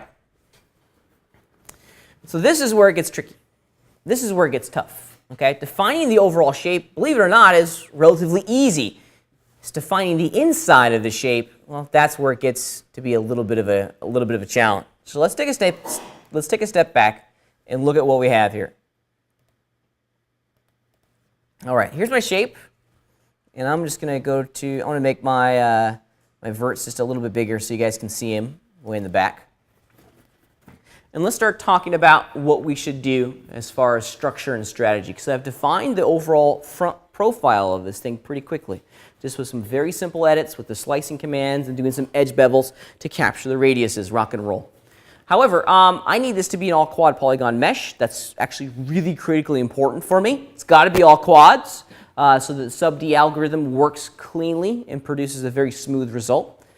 But I also need to kind of transform the shape a little bit to capture other important details. As described earlier, we need to capture these recesses in geometry so that we can put the buttons and the screens in there pretty quickly. But we also need to make it into a quad polygon shape. How are we going to do that? The question, right? The question. If you look at the bottom here, the bottom of our geometry is entirely captured with some pretty outrageous n-gons. If we count the polygons, the verts, there's 1, 2, 3, 4, 5, 6 vertices that are all defining that one polygon. Yeah? If you slice them all straight out. You could, absolutely. I think that's a great, great idea. And I think James is hitting on something here. We need to continue slicing and editing this mesh to get the result that we're after. Now, some of these slices we can do now, others we'll do later. But let's keep in mind that there are some other important things in here that we need to capture. Specifically, we have a very flat surface running right in here. This is the flattest part of the phone. So I need to define this flat surface with a whole series of polygons, right? I basically need to have an edge that runs runs up here, runs perfectly straight. It almost follows this edge in this plane. It almost follows the exact same outside profile of my phone. Well, I've already defined the outside profile of my phone. Can I recycle that? Yes, you can. Check this action out. I'm going to grab all of these polygons here. Let's just see if this works. I'm not 100% sure this is going to work. And I'm going to bevel it in. I'm going to do an inset on it. Yeah. Not too shabby. And now we're starting to define some new edges. Now we've got to be very careful. I kind of held off. Oops. What's going on here? Let's bevel it in. Yoink. Yeah, I got a little bit careful done here. We don't want to inset it to a point where all of those, this is bad. If you gave me this, or if this was in front of me, this is a start over moment when all these verts cross, okay? It's very, very difficult to uncross all of those edge segments, and specifically I'm talking about these guys in here, so we got to be careful. We got to watch where the computer is placing this geometry. What we're just trying to do is easily create a channel. Now, and what's awesome about this is it's all quad polygons now, or at least this outside loop is. How we doing up over here? Oops, looks like we've got some crossing. That's okay. I'm going to go back and fix it later. Just want to uncross it initially. Yeah, I'm happy with that. We'll drop the tool, and now I can start editing the shape that I have. A couple things. I don't want all of these guys running the length of my phone. This is called a mitered edge, okay? When I have two edge segments coming to a corner with a 45 angle in between them, okay? I don't want a miter. I want this loop to run this way. So I'm going to use edge slice. Slice that way. The same thing up here at the top. Slice horizontally across. Okay. Now I can get rid of this inside edge. I really don't need this inside edge. It's not serving a purpose. It's not really doing anything. And then I can delete the miters. Oops. Now I need to, let's do this. Just hitting the backspace key here kind of ruins it, right? With the edge selected, I can go to my edge tools, hit remove, keep vertices as turned on, then I can just grab that little feller and delete it manually. Same with this one up here. Edge selection of tools removed, ensure that keep verts is turned on, and then I'll manually delete that edge. Awesome. Yeah. So if you do that removal, just say you wanted to remove that line out, would the entire thing shift, or is it just like removing the physical appearance? Like this line? Yeah, like just say, you know how you got rid of the little line like between the black dots? Uh-huh. Like that one. Just say you were to delete it, normally it would ruin the mesh, correct? Yeah. So if you were to just normally remove it, Like I just did, like hit the backspace key, boom. yeah. Yeah. If you remove just the line instead though, like removing it how you just did, Yeah. if you deleted it again, would it ruin it? Like, would it ruin like that mesh? Would it just literally taking it off? Like if you were just to normally delete it? I'm sorry for that. Yeah, I think what's important about this remove command is that it's keeping the verts. It's only deleting the edge segment between the verts. So it's keeping the vert, that corner piece has remained, and that has also remained. No, it removes it. It removes the edge, and it leaves the vertices that created that edge on the mesh. Yeah, it's great, because then I can just go back in and delete that extra vert that I don't need, and I'm back in action. All right, things are looking good. Now, I need to make some changes here. I'm going to take some of these edges, and I think I'm just going to move them around a little bit to see if I can start capturing that top plane. Now, I'm just looking at the photograph here. I'm seeing if I can define some of these planes with an edge, okay? Because the front face of my phone is a plane. It's a flat surface. I need to define that flat surface with some edges. Move this in, move it around a little bit. Yes, yes, yes, yes. Good. Now, I think I'm going to follow this line. I'm just looking at the way the light is rolling across the photograph here. And this is all flat, and then starting right here is when it starts to curve around and create the side of the phone. Let's do this. I want to move these in. Instead of adding new geometry, I'm just going to use the stuff that's already there.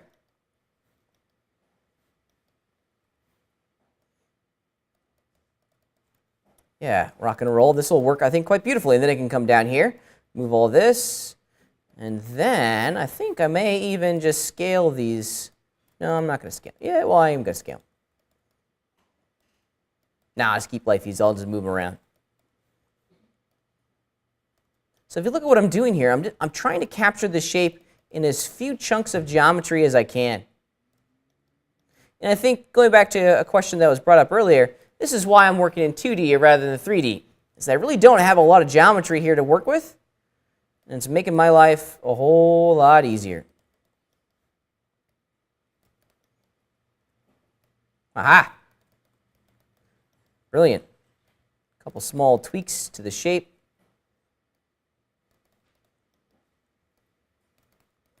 I like that. Good.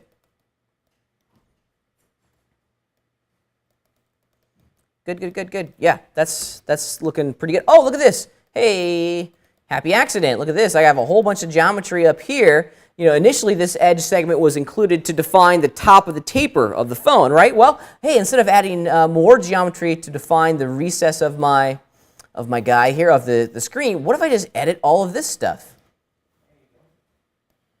Yeah, awesome. Ta-da, good. Now I've defined in polygons the beginning of my screen. Good, good, good, good. This is great. Okay, I'm loving this. I'm loving this. All right. So time to add some more geometry into the mix. So I wanted to define with some edges here, maybe this curve right there, and this curve right in there. So I can create these bathtubs, if you will, for both the screen and the buttons. That's the next major thing. Luckily for us, easy thing to accomplish. Let's just do it real fast, because we can just use our slicing tools to get the result that we want.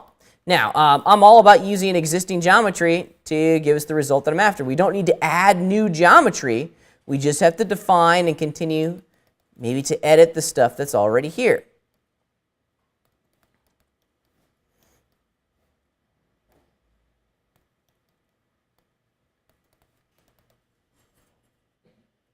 All right. Now, I'm sure a lot of you guys are probably saying, Pat, you missed. Why are these verts not like down here to define this edge? Well, like a chess player, I'm thinking 8 or 9 steps ahead. I know that to create the bathtub for the buttons, this is going to be a bevel. When I bevel it in, I'm going to get a new edge at the bottom that I can edit to transform this plane change. Let me show you what that looks like here in a minute. Same with all of this stuff. And I am, however, going to add another edge over in here. One of the things that I've learned, I'm just using edge slice, is that we always want to define the tops of peaks with quad polygons. There we go. So this is going to be the top of the peak, the top of the border between the screen section, all of this stuff, and then the phone section. We have just a little bit of a border in there. I think that's going to work quite nicely. All right, let me show you what I'm talking about with those bathtubs. Here's my phone. You can almost start to see the bathtubs of the screen and on the buttons unfold in front of us, right? This is the idea. We're defining these planes with edges first, and then we can edit those planes with a simple bevel operation to get what we want. So I can just bevel this back. That's probably pretty good. Yeah, that'll do. I might have to bring it back a little bit further. I got some border polys that popped in. Don't want those, so let me just delete it real fast. Good. All right, so this is what I was talking about. See how when I beveled, I got a new row of polygons down here? Well, I can just take this edge and all of those verts there and just move them down. Yes, look at that. Wonderful. Nice slope there. Didn't have to add any new geometry. We can do the exact same thing. I think I went a little too far. Yeah, I totally went a little too far here. It's a little too deep. But that's okay. I'll just make it really intense just to illustrate the concepts and the ideas. Yeah, I think I may even do a little bit. I'll do the exact same thing for these guys. Move them down ever so slightly. And I'll move this guy in. Yeah. I'm just going to work my way down the mesh. Slowly but surely, just move in geometry to match the reference.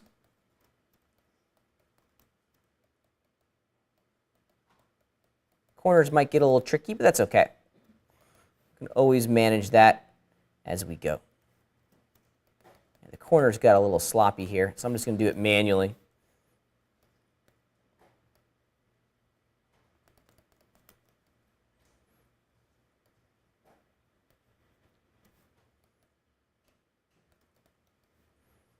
Yeah, that's not bad at all.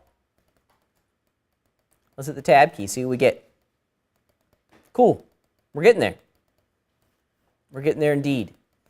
However, we still have some n-gons up here that we need to manage.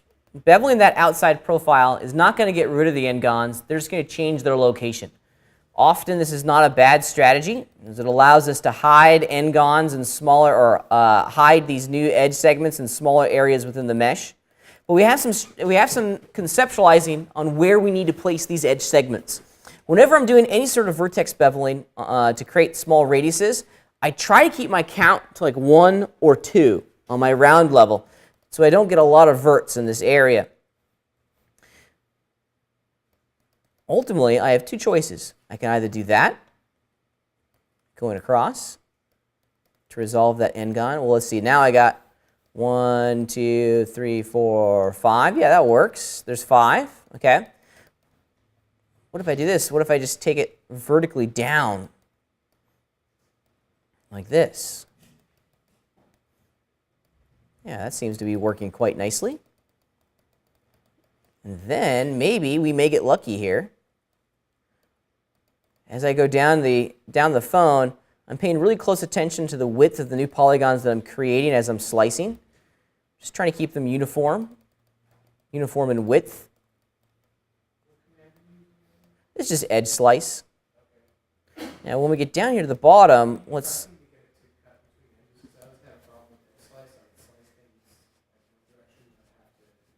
Yeah, well, I'm slicing it all in one direction. I'm just going vertically down my mesh. However, let's just get this down to the bottom here. I need to, actually, it needs to go. Whoops. This is the outside one, so it needs to actually go over here. Now, to go the opposite direction, to go horizontally, hold down your Shift key, and then you can start a new slice.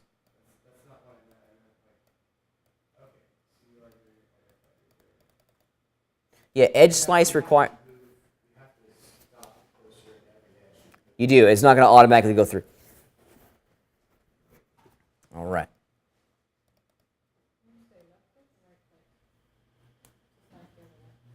You'll hold down the Shift key and then left click. Yeah.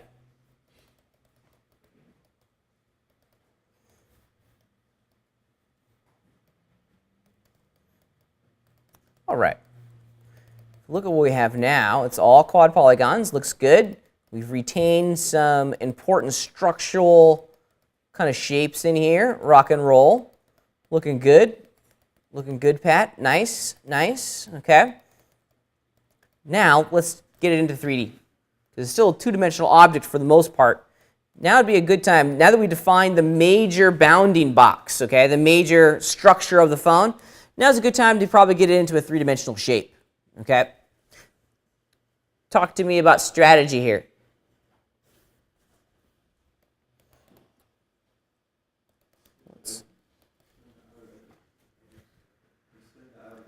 Extend the outer edges, I like that. Edge extend will work fine. So I can grab all of these guys.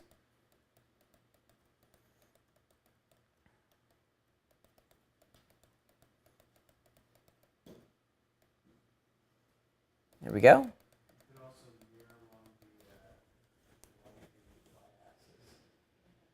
Yep, that could work. Yeah, that could work. I like the edge extend. So there's a couple things that we need to look at in here. Edge extend is going to give, that was the wrong key, I'm sorry. Edge extend is going to, oops. Edge extend is totally going to give us what we're after. Okay, boom, three-dimensional object, but it's still hollow in the back. Problem, a little bit of a problem, okay?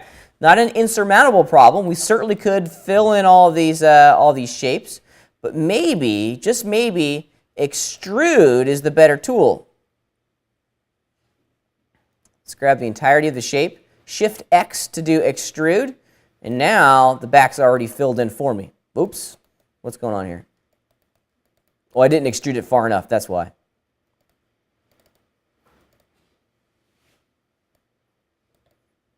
Bah, it's keeping the shape. That's funny. But that's okay. I can just grab one of those. Here's a great trick. Is a great 3D modeling trick. Just grab all those back-facing polygons, hit the scale tool, and just scale it to a value of 0% along the z-axis. Boom, flatten it out. That's a great trick. Let me do that again. So there's all my polygons. I want it to be one flat surface, right? Instead of having to go in and move them all to the exact same spot, just fire off the scale tool. Scale it back along the z-axis to a value of 0%. Huzzah, now it's all flat. Now it's all flat. Great. Okay, so a couple other things that we need to consider and look at here as we march closer and closer and closer to that final result. Okay? All of these border polygons not needed because we're going to mirror this geometry across the axis. So I've got to get rid of all of those. It should be hollow. Before we do the mirror, let's see if we can capture some of this side shape. Okay?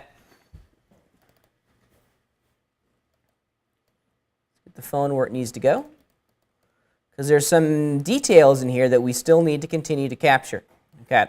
As you can see from the side photograph, there's a lovely tapering here that we need to establish still. We can do that. We can do that, okay? We can do that. Excuse me. However, there are some challenges that are still in front of us. If you look at what we have, especially up here at the top, there's a nice radius here, a very healthy radius that we have not yet defined, okay? That could be a little bit of an issue if we don't tackle that problem now, okay?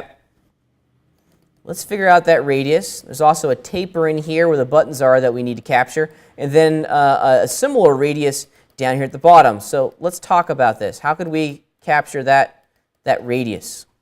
You can move the verts. I like that. I like that's a lot of vert moving.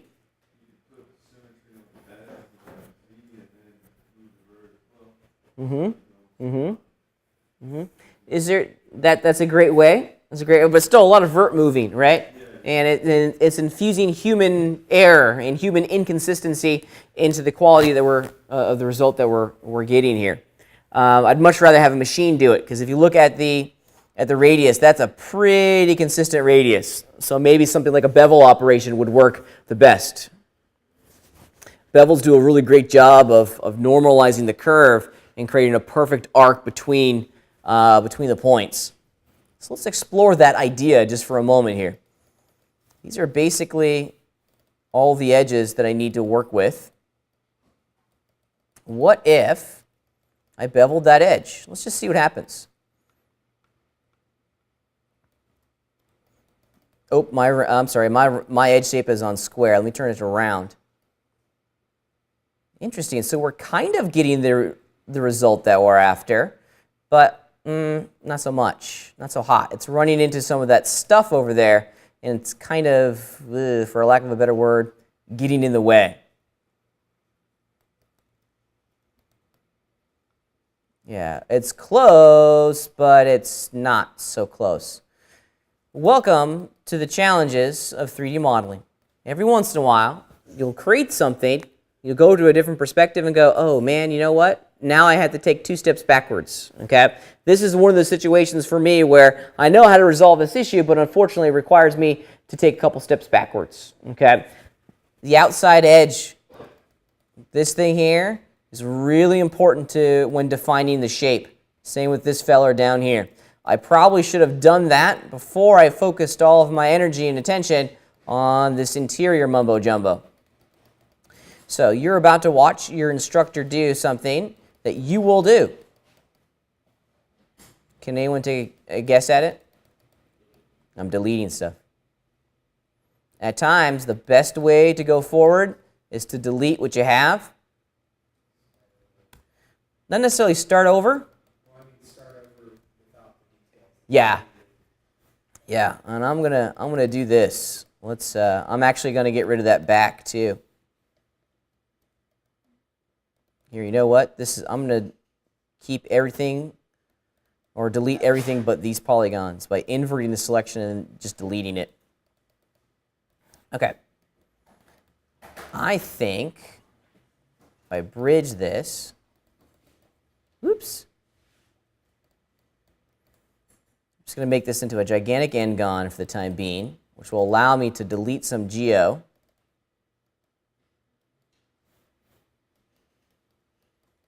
Basically going to unwire a lot of this.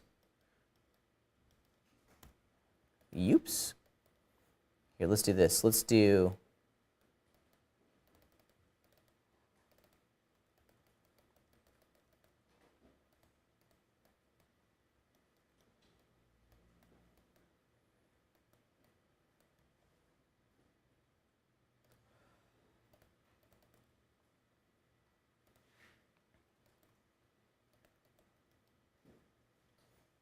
see if I can remove some of these edges here. what I'm ultimately trying to preserve are all the verts that I established a moment ago. That's the big piece. Ah. Okay, that one's going to stay.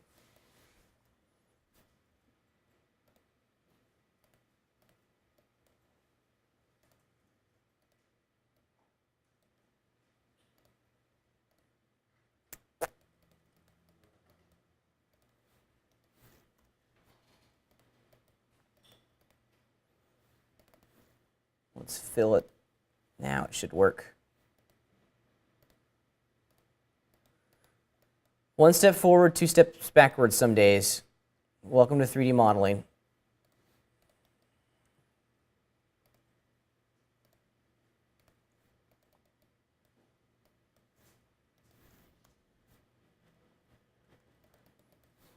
What is going on? Why is it not allowing me to? Meh.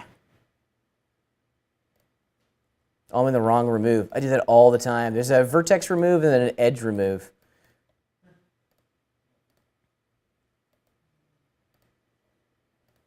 Okay, that's just what it's going to have to be. All right, I'm happy with that. Because now, let's do this. Let's extrude this bad boy out. I bet you I'll be able to remove this stuff now. It's a hunch I have. My hunch was wrong.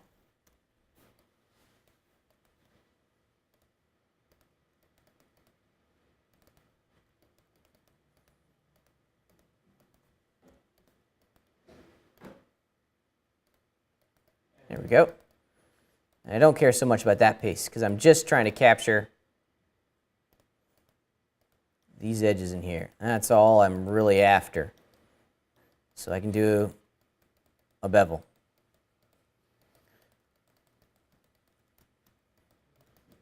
So now if I do an edge bevel, I get the worst result known to man because my edge shape is still set to square. Okay, hold on a sec. I got duplicate geo. Yep, I got a lot of duplicate geometry in here. Let's just do a mesh cleanup.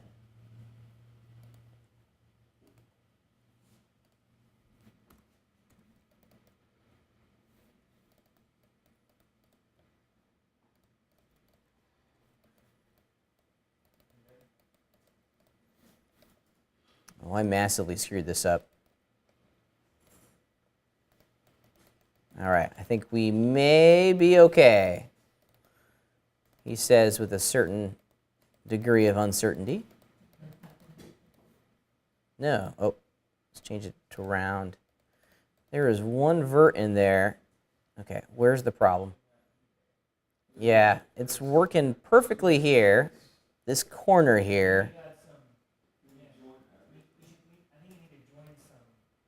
Okay, let's do some investigation. Being a 3D modeler requires you to be an investigator. Here, let's do this. I got an idea. Aha! There it is. Some little buggers sitting on the inside. And then I'll just do a little edge extend. There we go. Yeah, that's going to be the middle line of my phone. Awesome. And now I can grab that border edge like I was trying to earlier and finally do my bevel. Oop, got to turn it to round. Aha! Aha! Okay. We are getting there. Let's increase my round level. Went a little too far here.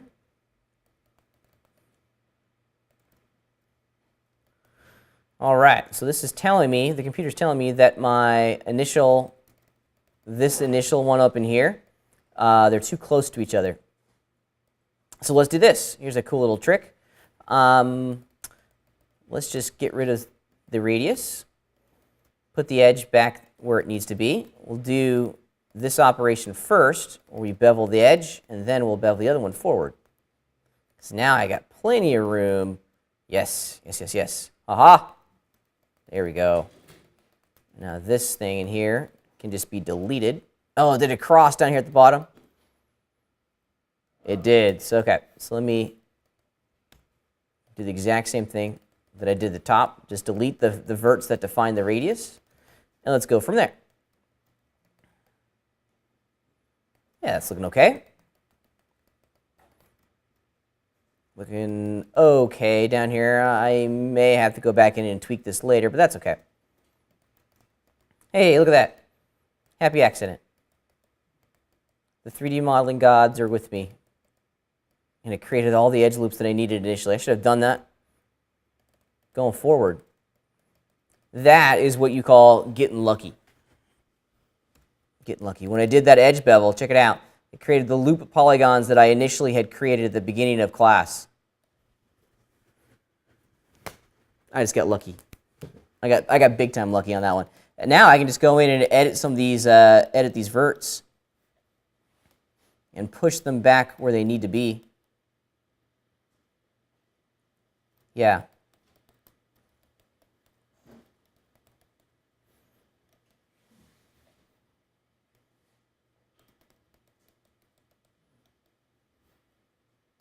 Something perhaps like this. Yeah, good. Cool. That's looking pretty great. Let's look at it subdivided. Yeah, nice and smooth, all quad polygons. Now he's going to simply, fill the gap. Now, filling this gap in here is going to be a little bit more of a challenge, but not insurmountable. Edge extend is your friend. I love edge extend. And I'm going to do, oops, not center position, set position, not align either. Can't read my screen at the moment. There we go. And I just set all of those new verts that I just created with edge extend right at 0 on the x-axis. Perfect, because now I can go in here with edge slice and slice up my mesh. So I get my loops back. Welcome to 3D modeling, folks. This is the type of thought process that we have to go through to get these high quality results. And I think the important thing that I want you guys to focus on today isn't so much the technique, but it's the process. I'm just kind of free-forming it, right? I'm just trying to capture the simple forms with simple tools. If you really look at what I've done, I've used edge slice and bevel. Those are really the only, and edge extend. Those are really the only 3 tools that I've used, okay? I'm not doing booleans. I'm not trying to use, compound curves to define shapes. I'm just trying to capture some basic forms with some very basic tools, okay? And that's it. That's all I'm really trying to capture. And life is good at the moment. Things are working and flushing out, I think, the way I want them to. I want to continue crafting some of this here. And let's see. Actually, all of these guys need to be joined to their neighbors down here to the south. Let's do that. That one goes there. Vert, join. Okay. That one goes there. Vertex tab, join. There we go. Now I need to connect some dots here. This one needs a friend. So let's give him a friend. Let's do some loop slicing, or excuse me, some edge slicing. Ooh, look at this. Maybe we can just connect it to this guy up there. Awesome. Now we have a little bit of a triangle issue here. We can resolve that later. Triangles aren't horrible, but we do want to try to resolve them as best we can. And I think the easiest way to resolve it is just to combine those verts. Shoot, we can just combine all of them. That triangle is now gone. We're back to quad polygons, and life is good. Continue working.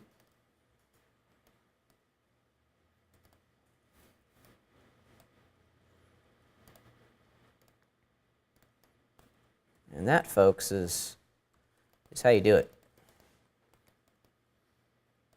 Good. Very good. I'm pleased with the progress. Now I can go back in and start wiring in some of those details that I stripped out before. Editing the geometry that I have, I can just take this, start to define the top of my screen. I have an edge here that already defines the flat face of the bezel of my phone. All of these guys, their responsibility was to establish the establish the little curvature. Yeah, actually, I'm going to change it up a little bit. I want to move these a little bit closer, like that. There we go. There's my little border between the screen and the button bathtub. Cool. Yeah, all of these need to be moved up. There we go. Forgot a couple.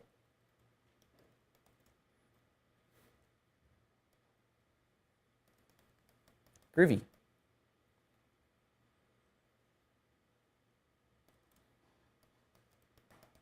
All right, let's see what happens when I do that bevel. Keep your fingers crossed. Huh? Nope. Straight up polys. You want to try to do as much of your editing with straight up polys as you can. I very rarely, and I mean very, very rarely, model with subdivs already on. It's just so much more difficult to see precisely what you're doing.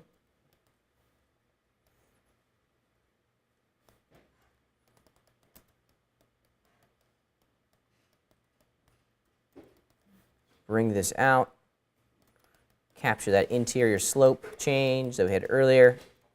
Same with these guys, bring it down.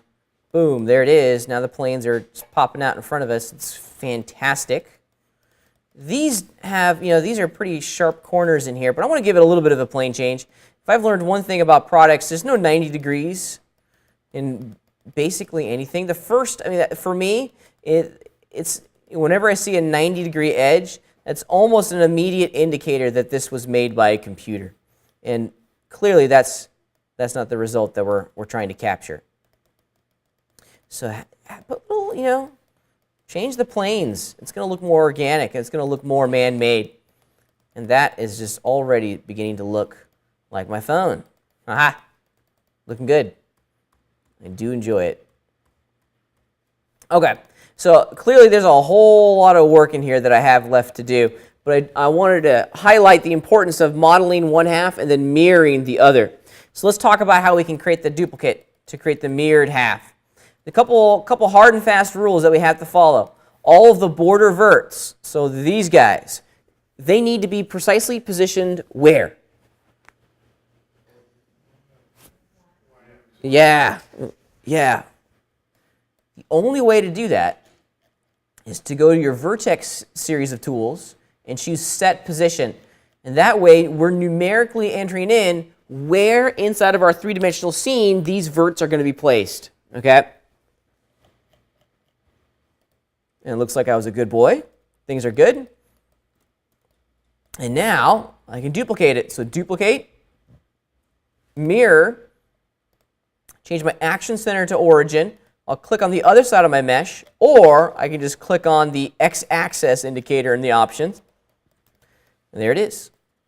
Yeah? I've had tons of trouble with that particular type of rendering. Is there some setting you can add on? Some magic setting. Some setting that might be messing me up. Maybe. I end up like you do with like the plane you're mirroring against, I guess. But it doesn't, the option doesn't show up there. Yeah. Couple ideas. My model is perfectly centered around the origin of the scene. That's the biggest one. All of my border verts are precisely positioned at the center of the x-axis. That's a big one. With those two things kind of established, using this origin action center will force the tool handle to be placed at the exact same location as all those border verts. So that's the kind of system that I use whenever I'm mirroring. And it's a really great origin action center. You got it. And that way you get a very nice, consistent result. Hit the tab key, and we got some issues in here that we need to resolve. Okay. Now overall, the shape is kind of doing what we want it to do, right? It kind of looks like the phone, right? Kinda. But clearly these sections in here are just falling apart, right, when I hit the tab key. What can I do, or what do I need to do to retain the shape in those areas when I hit the tab key? Yeah? You gotta make a bevel with no an edge bevel on each of the edges with no change to the geometry itself. Yeah, I like that, and I think let's revisit the rule that we established when we were first starting to talk about subdivision surfaces. I have some plane changes in here that I want to shore up and kind of create a really tight edge when I hit that tab key, right? So let's focus all of our attention on that edge right there. So I have a polygon there, then I have a polygon there. When I hit the tab key, it's just smoothing out those two plane changes, right? I want to shore it up and make a very tight edge. Here's the original edge in the middle. What do I need to add? You got it, an edge on each side. 3 edges in total. Now, how we do that, there's a couple different ways, right? Of course, there's a good old loop slice. Loop slice, count of 1, mode of free. I can just kind of tuck that new edge right next to it. Awesome. I love it. Very cool. That works in this particular situation. So that one's done. But what am I going to do in here? Let's see. I probably just do another loop slice. All right, better. You got it. There's a whole bunch of loop slices in here that we need to establish before we can go any further. So if you really take a look at it, corners are usually the best place to see how you're doing with your loops. Okay. We've added a loop above the original edge. Here's the original edge right there. I've added one above. I've added one below. Awesome. So that plane change in there is being shored up. Okay. However, we're not getting the illusion that it is because this plane change is not being shored up either. So I need to add some more loops. Here's the original edge right there. We already have one below thanks to the job that we did over here. I need to get one over up here now. Let's do loop slice this way. Aha, we're getting better. Getting better. Yeah, getting better. Let's continue the job. Let's do some looping in here. And then finally, all of this stuff. This is just a bevel. Just a straight up bevel with a very small inset like that. Yay. We're getting there. We're getting there. We're missing some important details though. I'm going to get rid of that bevel actually because I think I'm going to revise it. I'm going to do a loop this way. Yes, that's much stronger and a much stronger result down over there. When you come to the place, okay, you don't want to do this until you're done. Okay? Seriously, you don't want to add all these loops until you've very carefully crafted the overall shape of the phone. Because the moment that you start adding these additional loops in to shore up all the geometry, that's the moment you add a couple thousand polygons into your mesh immediately. Immediately. And more polygons, more problems. Absolutely. Absolutely. I'm working on a personal project in the very small spare time that I have. And just as an illustration, I'm working on a B-17. I have 14 different versions of the model, and I've not modeled much of it, let's put it that way. Okay?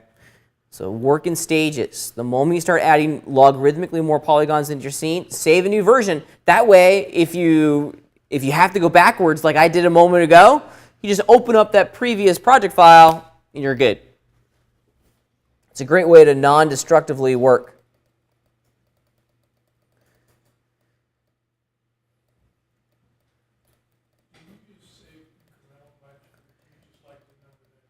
I like to number them myself, but there's certainly nothing wrong with save incremental. It's going to do the numbering for you. Yeah.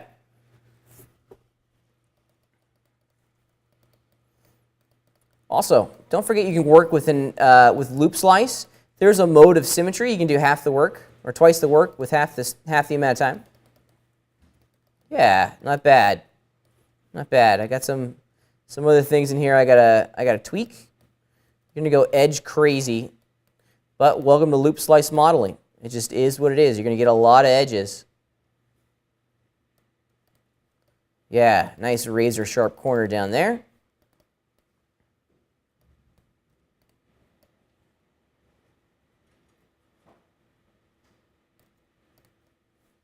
And a nice one right there too.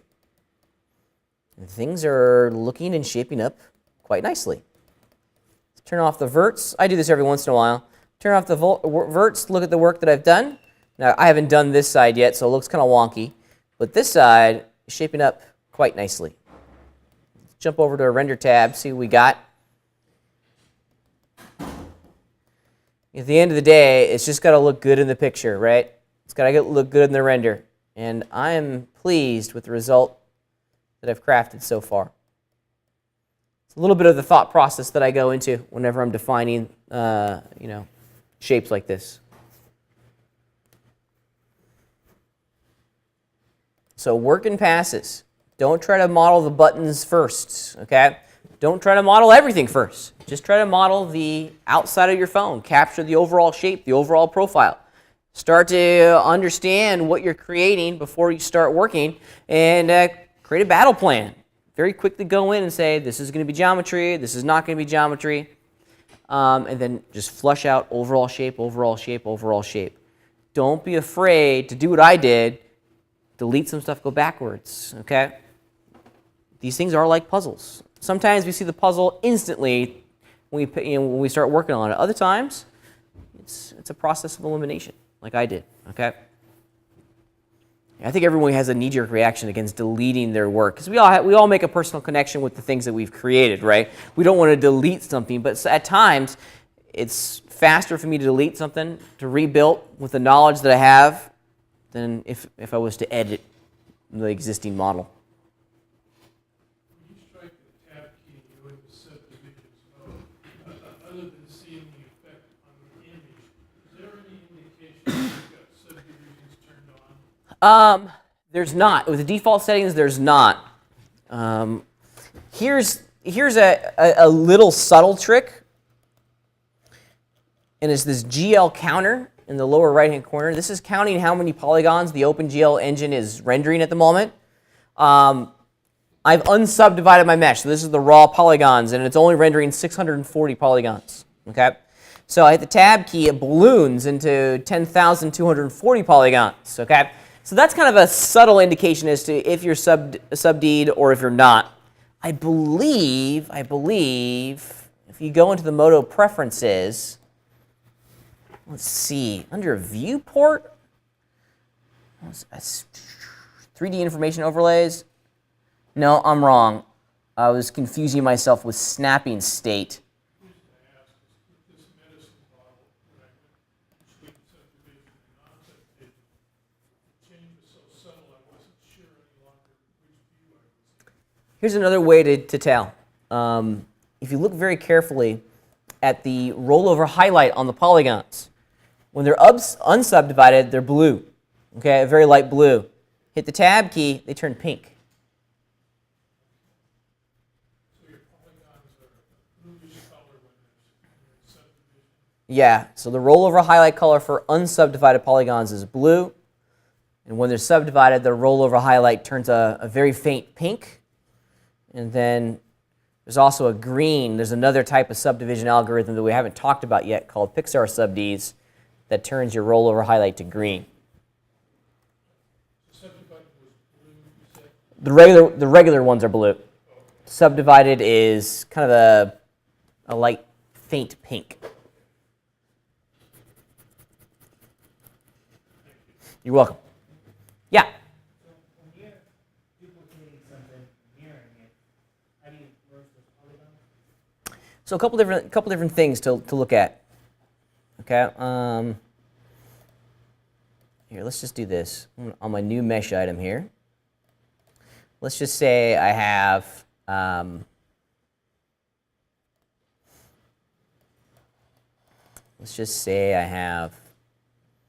cylinder. Okay, and let's center this bad boy at the scene. Cool. And let's do this. I'm just going to slice this guy down the middle. And then I'm going to grab one half and just delete it. Okay. I'm also going to move this border away from the origin of the scene, so it's a little bit offset. Okay. So there's a couple different things that you can do. Let's mirror it once more. So select it using polygon mode, duplicate, mirror, change your action center to origin, click on the opposite side of the axis that you want to mirror, and there you go. So if they're not at the border, they're going to do this, okay? How do I combine them? Bridge them, yeah, that's a good one. You can bridge them like that, okay? Awesome, that's really great. However, let's do the opposite. Let's put all of these guys on the other side. So this is what's going to happen if they're not directly in the center. See how they overhang the x-axis a little bit? Okay. So this is where your problem comes in, Ryu. Same thing, duplicate, mirror, action center to origin is checked on. So now it's still going to do the mirror, but if we look very carefully, they're all doubled up on the inside. Problemo. Okay. So how you fix that? Well, you got to go back in and make sure that everything's centered in the origin before you do it. I think you'd spend more time moving the verts than you would if you were just to go in and remirror. It's something you really have to be, you got to manage it. Because what we ultimately want to take advantage of is there's one command inside of the mirror tool that's critical for us.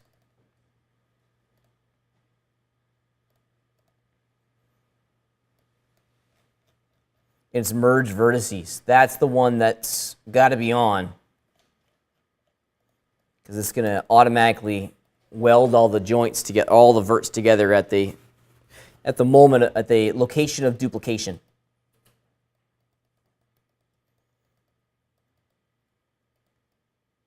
To answer your question, Ryu, unfortunately, it's not a good answer, but just got to manage it. One thing that I don't think I mentioned before that's worth pointing out.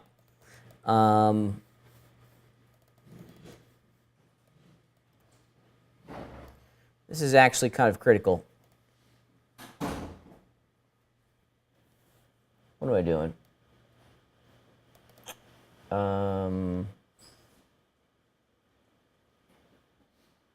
Feel as though it's right in front of me.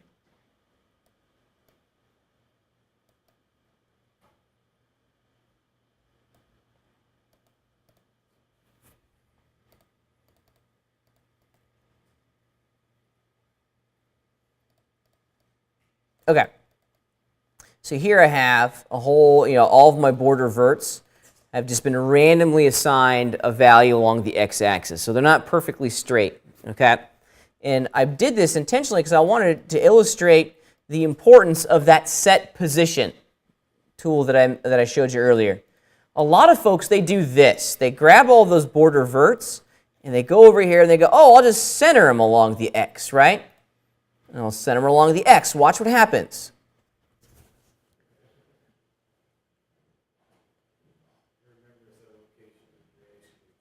You got it. It averages the selection, and it puts the average position of all of those verts at the center of the x-axis, okay?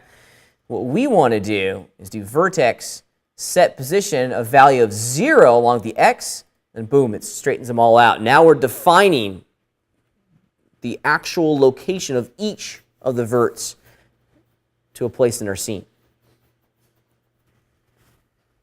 I use set position a lot. It's one of those hidden gems inside of Modo that really make modeling accurately, doable.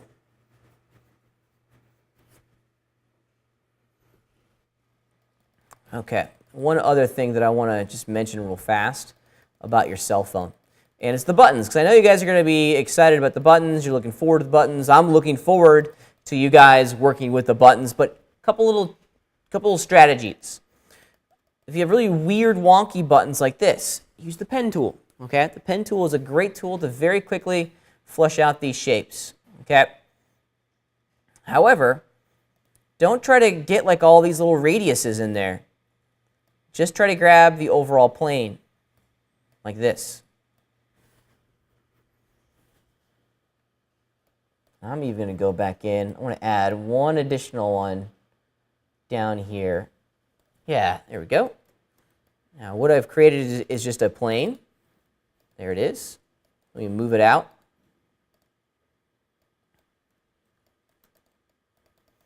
And I'm going to bevel it out. This is totally allowed. This is called burying your polygons in the mesh. This is totally allowed, okay? You're able and encouraged to do that, okay? Don't try to model all this as one piece. You can, but you're going to go crazy. Okay, you're going to go crazy, and your result's going to be, for your first time out, the result's going to be pretty poor. Okay, just bury the polygons. Life will be good.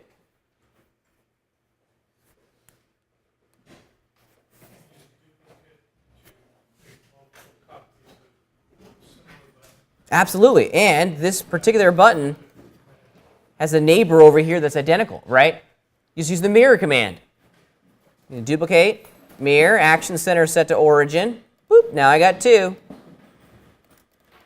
And they're mirror copies of each other. Yeah? Are the buttons just separate set of polygons? Yeah, I'd make them floating pieces that are not connected to the base of the phone. Yeah, life is easier. They should still be sub-D objects, okay? You'll have to slice it up to get what you want. Here's kind of an old school trick. I do this a lot. I'll grab that top and I'll just bevel it in. And then I got most of the structure that I need already. And then it's just a process of maybe just edge slicing it into quads. Yep, that looks pretty good. And then I'll just run a loop slice over there. Yeah. I need some additional supports in there to keep the shape. But I think, let's try this. What would happen if I just beveled that out? Awesome. There we go. Maybe I'll just do the exact same thing for each one of these corners.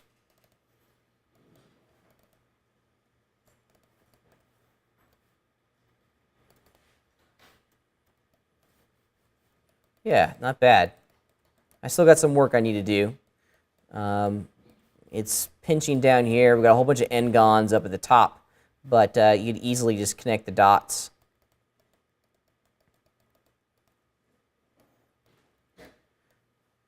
Having an edge radius of 2 is always the best way to work, or a round level of 2 is always the best way to work, because then it just produces these great quad polygons in the corners, and it doesn't take much to resolve them. Just some intelligent slicing, just basic math. We're just changing a 5-sided shape into 4 just by taking that extra vert and slicing it to a neighbor, like this one over here.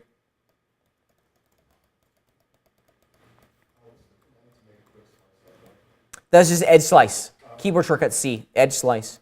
Now look at this. This is kind of interesting.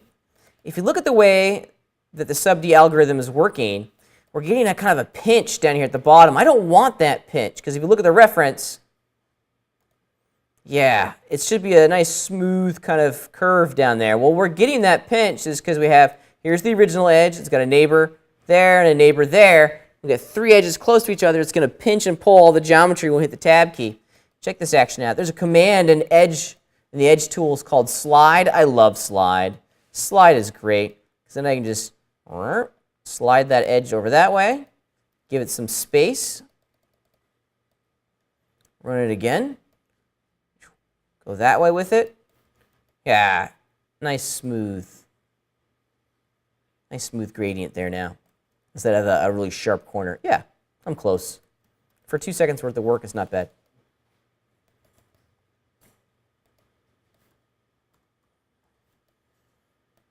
Not bad at all. I think I may, okay, I'm being a perfectionist. You know I do this way too often when I start seeing mistakes and errors, and I'm like, well, I can just fix that real fast. Oops. There's too much of a radius around that plane change there.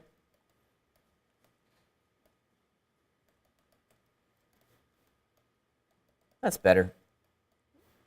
It's good. It's not great. Yep, that's more like it. Then you unhide the rest of the phone, subdivide it. Not bad at all. Starting to look like a phone. Well, there's some gigantic buttons. They look so weird without any of their neighbors. Yeah, the buttons are going to look kind of strange until you start putting all the buttons in there. By itself, clearly they look kind of strange. So.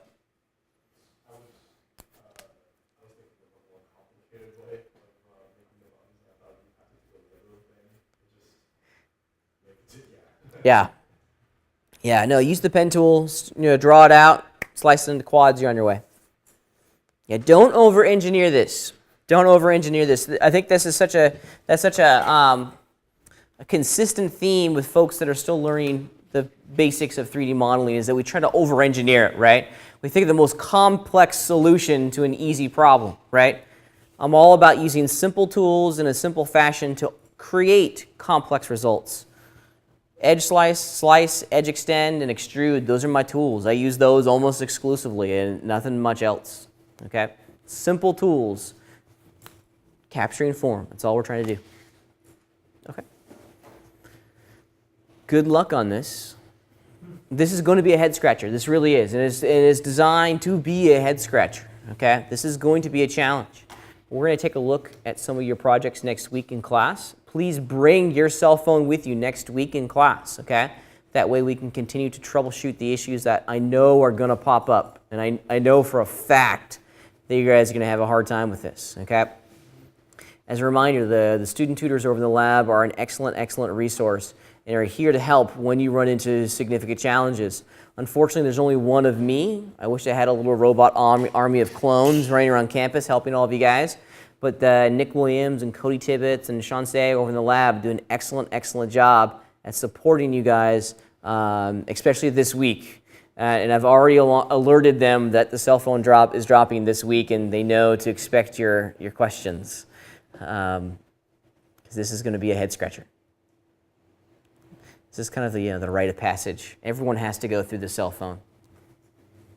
It seems like a very simple object when you really start looking at it, right? And then you make a model of it and you're like, nope, this is not an easy thing. Okay, questions on what we're doing? Yeah? Okay, so I mirrored it, and I made all the buttons, but now when I subdivided it, there's like a little bit of pinch in the middle. Ooh, okay. Yeah, might be duplicated vertices there. There might be some verts that aren't joined there, so start doing some investigation on those border verts. All right, let's revisit real quick what the expectations for your homework in your lab are. All right, so back on renderography for your homework this week. Geometry for the phone, okay? Geometry for the phone. And please put a little simple scene in here. Even though this is just phase one, it's not an excuse to not include a very simple scene. We want to make sure these are complete renders. So put your cell phone on a tabletop or something like that, just so it looks good when you hit that render button. There is no expectation for me that you do any of the materials or texturing this week. Almost the entirety of our conversation next week is going to revolve around adding materials, doing UV mapping, some texturing work, and definitely lighting. The big thing about product shots and product design is the lighting, believe it or not. We're going to talk about a new light source next week called a Lumagon. That's going to be really neat. I think you guys are going to like it. They're going to give us a very, very nice result and are really custom built for this type of work.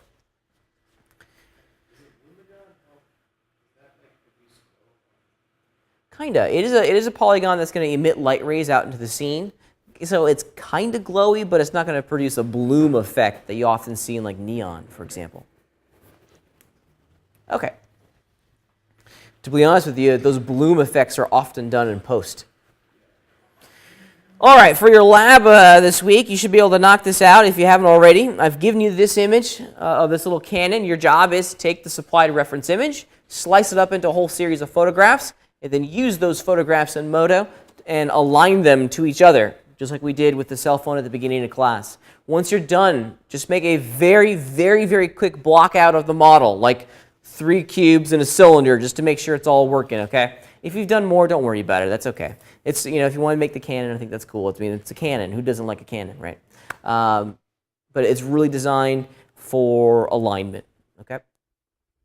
When you're done with this, I just need the Luxology project file, and a render to show that you've actually made the cannon. Okay? Sound good? Does everyone understand what's expected between now and next Friday? So are we to take a front, top, and side and do like what we did with the cell phone? Exactly. Exactly. We're just kind of flexing our muscles on aligning all of these reference images to each other so that we can make a three-dimensional object from that. You're expecting like something very basic for the 3D object. You got it. Yeah, this is not a modeling lab. This is an alignment lab, okay? Questions, questions, questions. All right, we got about 45 minutes left in class. Let's get to work. Does the phone have